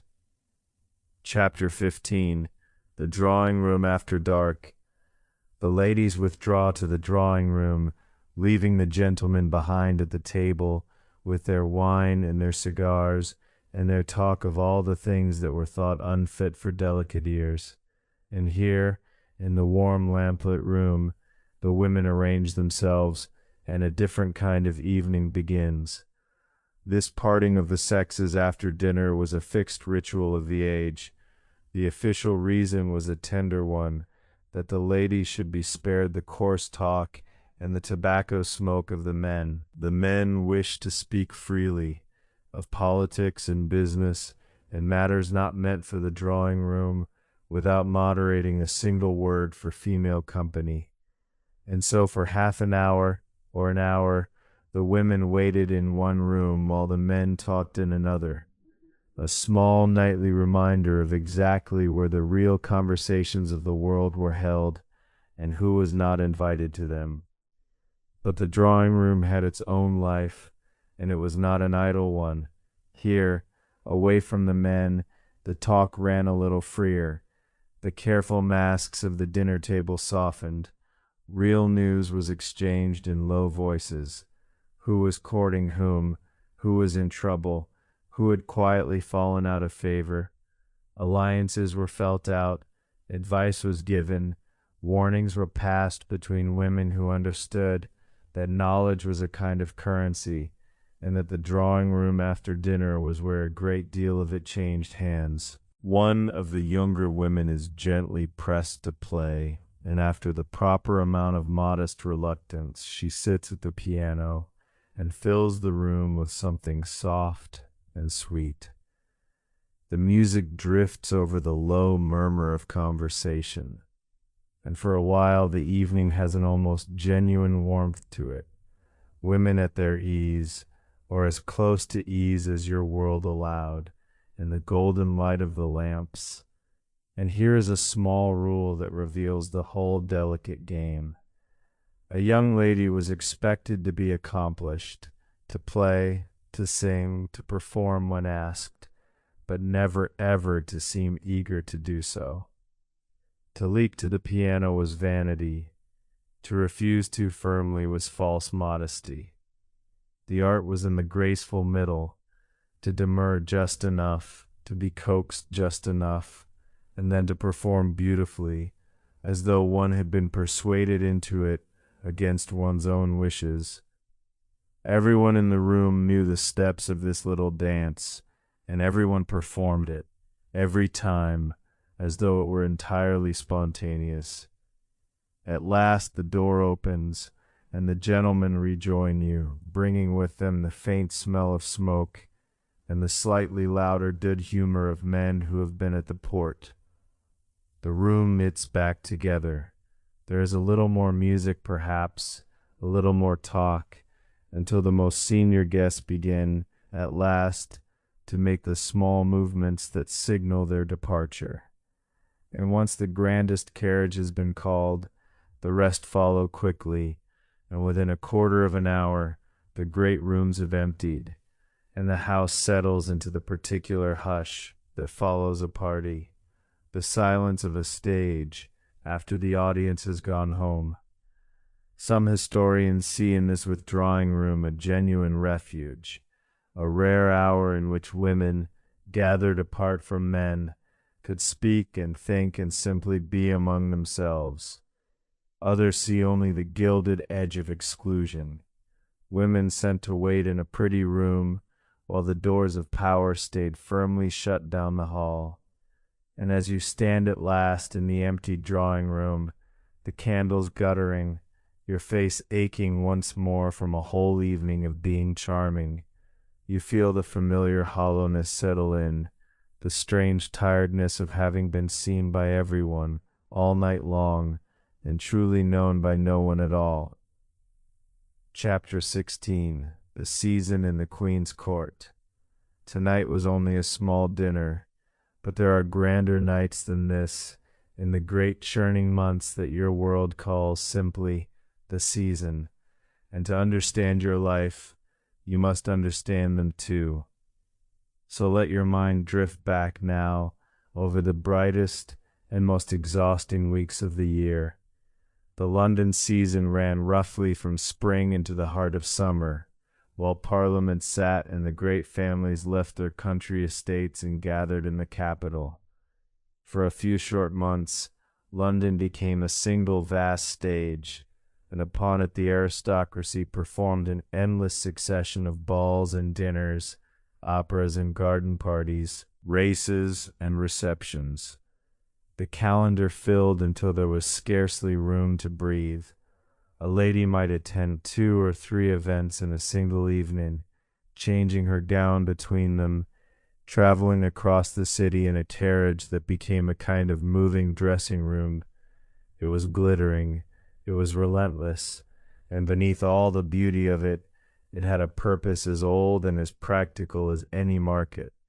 It was where the great families arranged the marriages of their children, and the most solemn moment of all for a young woman was her presentation at court. To be presented to the Queen herself was to be formally launched into society, to step in a single afternoon from girlhood into the marriage market of the aristocracy, and the rules of that presentation were extraordinary. A young woman was required to appear before the Queen in a very particular costume, a gown with a long train, and fixed in her hair a set of white ostrich feathers, the mark of a debutante. She had to learn to manage that great train, to walk backward away from the royal presence without stumbling, for one never turned one's back upon the monarch, and to sink into a deep, slow, perfect curtsy under the weight of all that fabric and all those watching eyes. Young women practiced this curtsy for weeks, to wobble, to falter, to tread upon one's own train before the Queen. These were the small nightmares that haunted a debutante's spring. You remember your own presentation all those years ago, the terror of it, the heavy gown, the feathers trembling in your hair, the long wait in a hot anteroom packed with other frightened girls, and then the few seconds before the Queen that seemed to last a lifetime. And then it was done, and you were out, and you were in the eyes of all the world, a woman ready to be married. For that was the quiet truth beneath the whole shimmering season. A young woman of your class was, in a very real sense, being presented for marriage. Her beauty, her manners, her family, and her fortune all weighed and assessed by the watching world. A successful season ended in a good engagement. An unsuccessful one meant returning to the country quietly, to try again the next year, and the worth of a young woman could be measured cruelly in how quickly and how well she was chosen.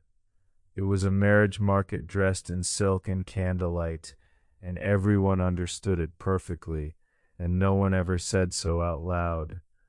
Some historians argue that the season, for all its hard practicality, gave young women a rare field for strategy and choice, that a clever girl could maneuver within its rules toward the match she wanted and away from the one she did not. Others see only the polite sale of daughters, a system in which a woman's whole future was decided in a single spring by the judgment of others in a contest she had not asked to enter. And you, who survived your own season long ago and married as you were expected to, can hold both of those truths in your hands at once and feel the weight of each. But the season was made of nights, above all, and the greatest of those nights was the ball.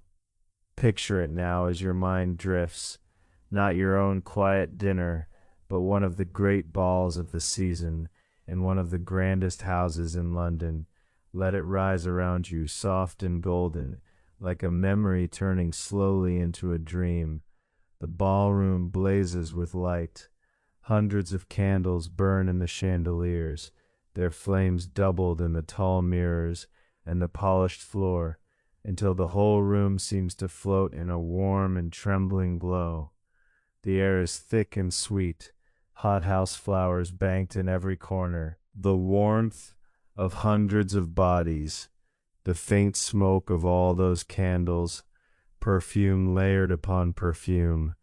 From a gallery above, an orchestra plays, and the music drifts down over everything like something half remembered.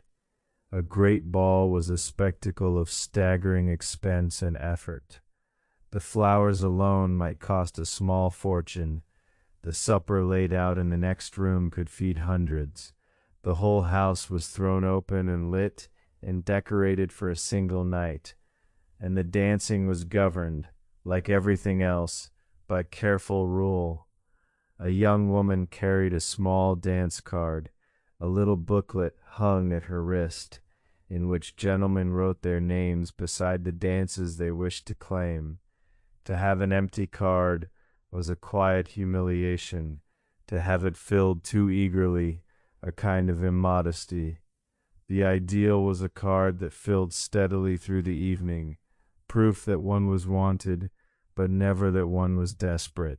You moved through the glittering crowd, and you watched the young women at their work, for it is work, beneath the smiles. Each dance is a small negotiation. Each conversation is a kind of audition. A girl in white is led onto the floor by a gentleman, her face bright and composed, her mother watching from the edge of the room with barely hidden anxiety. Somewhere a match is being made. Somewhere a heart is quietly breaking. And all of it happens beneath the music, behind the fans, in glances and gestures that say everything the rules forbid you to speak. And here is a detail that once scandalized the age. The waltz, that dance we think of now as the very soul of elegance, was, when it first arrived, considered shocking, almost improper. For unlike the older, statelier dances in which partners barely touched, the waltz required a gentleman to place his hand at a lady's waist and to hold her close as they turned together about the floor, their faces near, their bodies moving as one. Mothers fretted, clergymen disapproved, and by your day it had become perfectly respectable. Yet it kept still a certain charge. For a gentleman to ask the same young lady for a second waltz was to make a statement the whole room could read, a small public declaration of interest that set the fans fluttering and the matchmakers leaning close. You find a quiet corner at the edge of the great room, your back against a cool pillar, and you watch it all from a little distance. The turning gowns, the candlelight, the young faces full of hope and fear. Your own dancing years are behind you now. A married woman does not compete in this particular arena. But you remember the ache of your feet in their satin slippers, the bright, brittle smile held in place for hours, the strange mixture of terror and exhilaration, the sense that your whole life hung upon these few months, these few dances, these few carefully chosen words. It was the most thrilling thing you had ever known. It was also, you understand now, the most beautiful cage of all.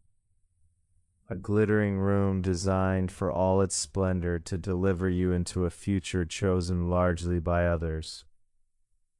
Some historians look at the great balls of the season and see romance, beauty, and a rare arena where a young woman's charm and wit could genuinely shape her fate. Others see a marriage market at its most ruthless, where human beings were displayed and appraised beneath the chandeliers, and a single misstep could cost a girl her future.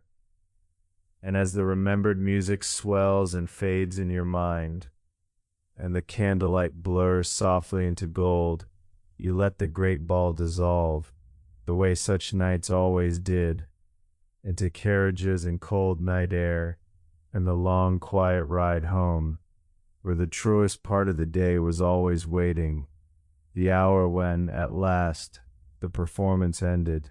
The house is quiet when you return. The guests are long gone, the great rooms dark, the servants withdrawn to their attic beds, all but the footman who waits to bolt the door behind you, and your lady's maid who waits upstairs to begin the last ritual of the long day.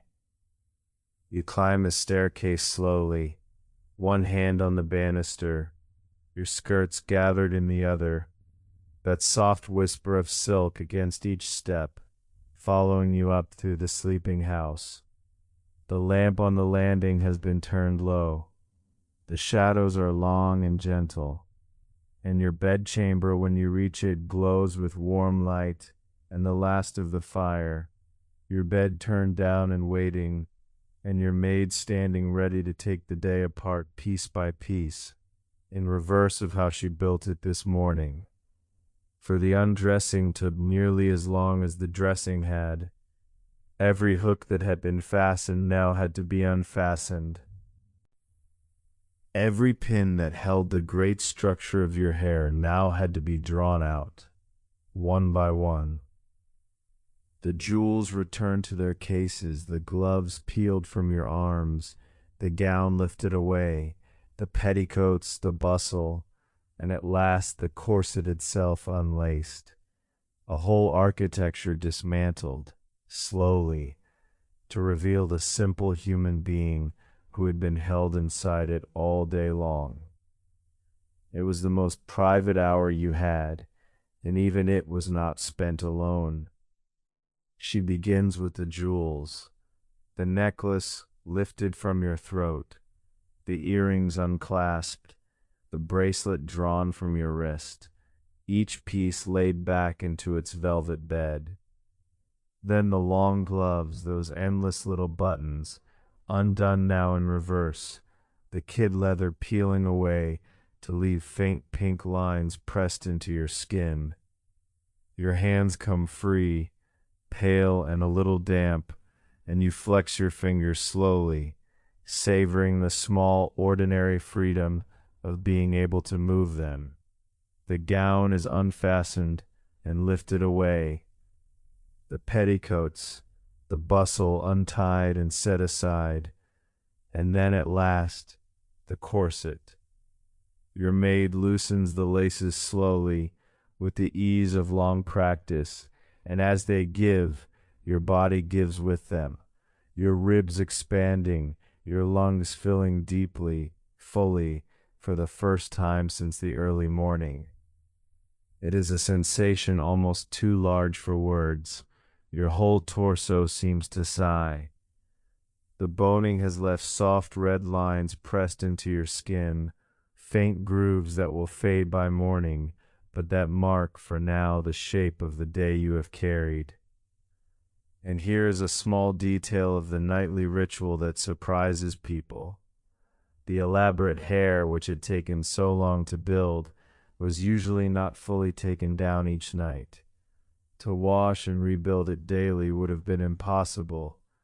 Instead, the pins were drawn, the ornaments removed, and the hair was brushed out and loosely plaited or tucked beneath a soft cap to keep it through the night, to be smoothed and rebuilt rather than remade in the morning. So your maid draws the pins now, one by one, dropping each into a little dish with a soft chime, and your hair comes down at last in a heavy fall against your back, and the simple weight of it, released, feels strange and wonderful after a whole day of being bound up tight. A nightgown is slipped over your head, soft white cotton, light as breath after the heavy silks of the evening.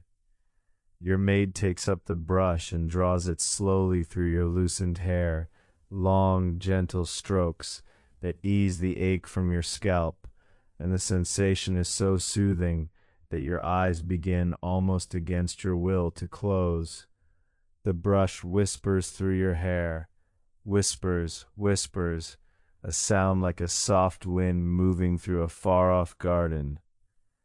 Some historians have noted that the bond between a great lady and her personal maid was among the most intimate relationships of her life, that this was the woman who saw her undressed and unguarded, who knew the secrets her clothing hid and the weariness her smile concealed, who touched her hair and her hands and her bare shoulders every single day. And yet it was an intimacy almost entirely one-sided. She knew everything of your body, and you, very likely, knew almost nothing of her heart. And as she sets down the brush at last, and curtsies and withdraws, closing the door softly behind her, that quiet truth lingers in the room with you. And then for the first time in the whole long day, you are alone. Chapter 19, Alone at Last, The Private Hours. The silence settles around you like a second blanket, and you realize, lying there in the warm dark, that this is the first true solitude you have known since you opened your eyes this morning. 14 hours of company, 14 hours of performance, 14 hours of being watched and judged and required. And now, at last, the dark and the quiet and the soft weight of the blankets, and no one at all, needing anything from you. The fire has burned down to embers in the grate, a low and pulsing glow, orange and red, like a slow heartbeat in the darkness. You watch the colors shift and fade, patterns forming and dissolving in the ash, and you feel your body, free of the corset at last, lying loose and unshaped, and entirely your own. Your ribs rise and fall with each easy breath. Nothing holds you. Nothing watches you. For these few hours you belong to no one but yourself. And here's something the history books rarely capture about a life like yours: the loneliness of privilege.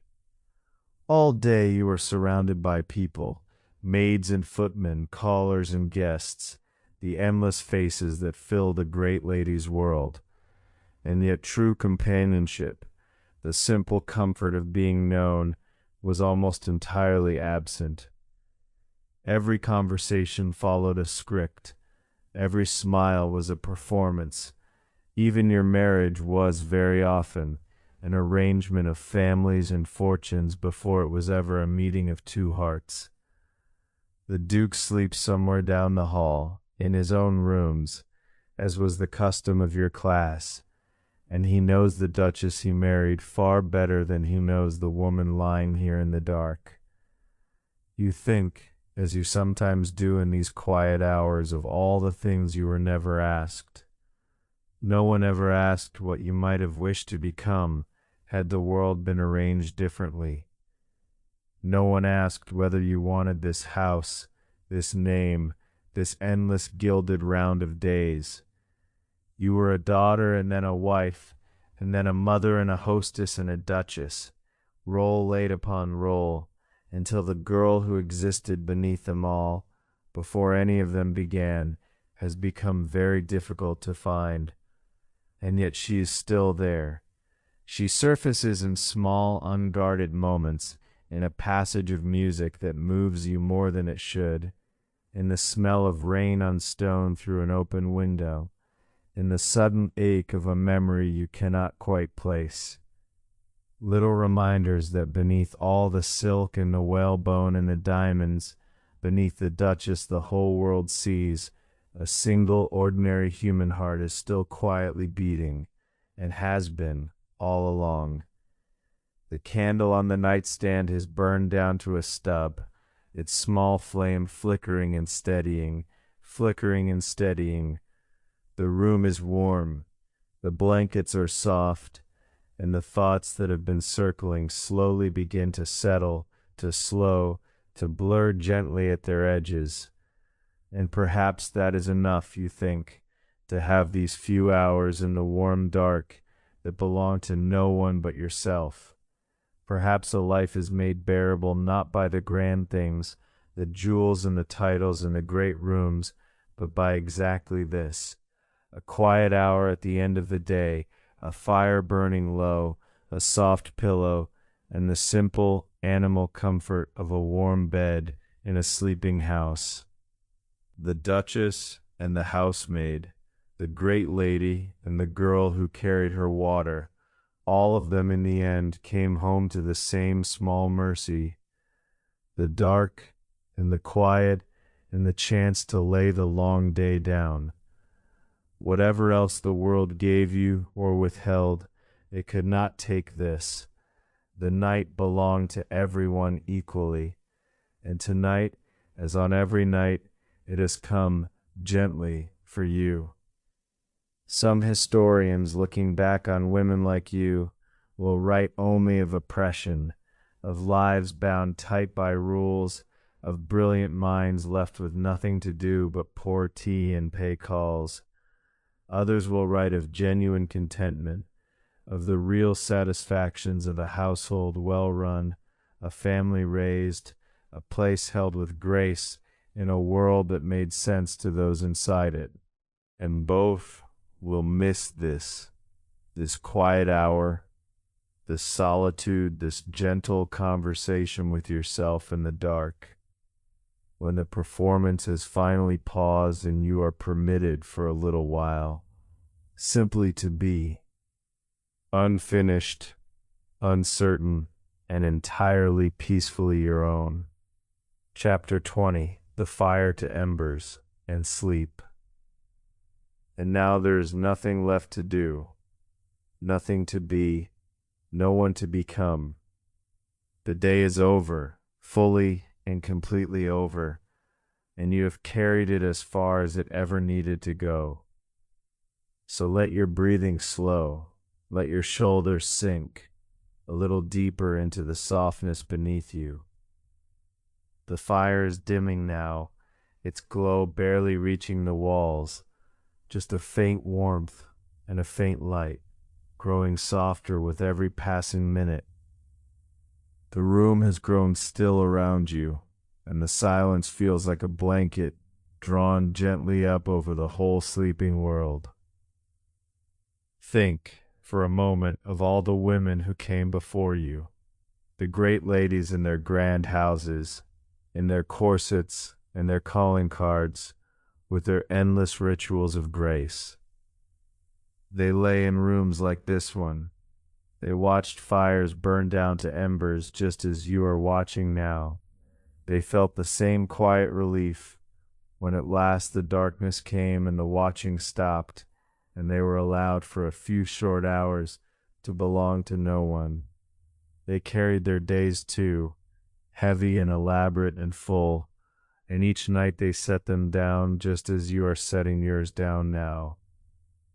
There is a kind of quiet company in that, a thread drawn softly through the years, connecting you to all of them and to everyone who has ever longed for rest after a long day of being seen.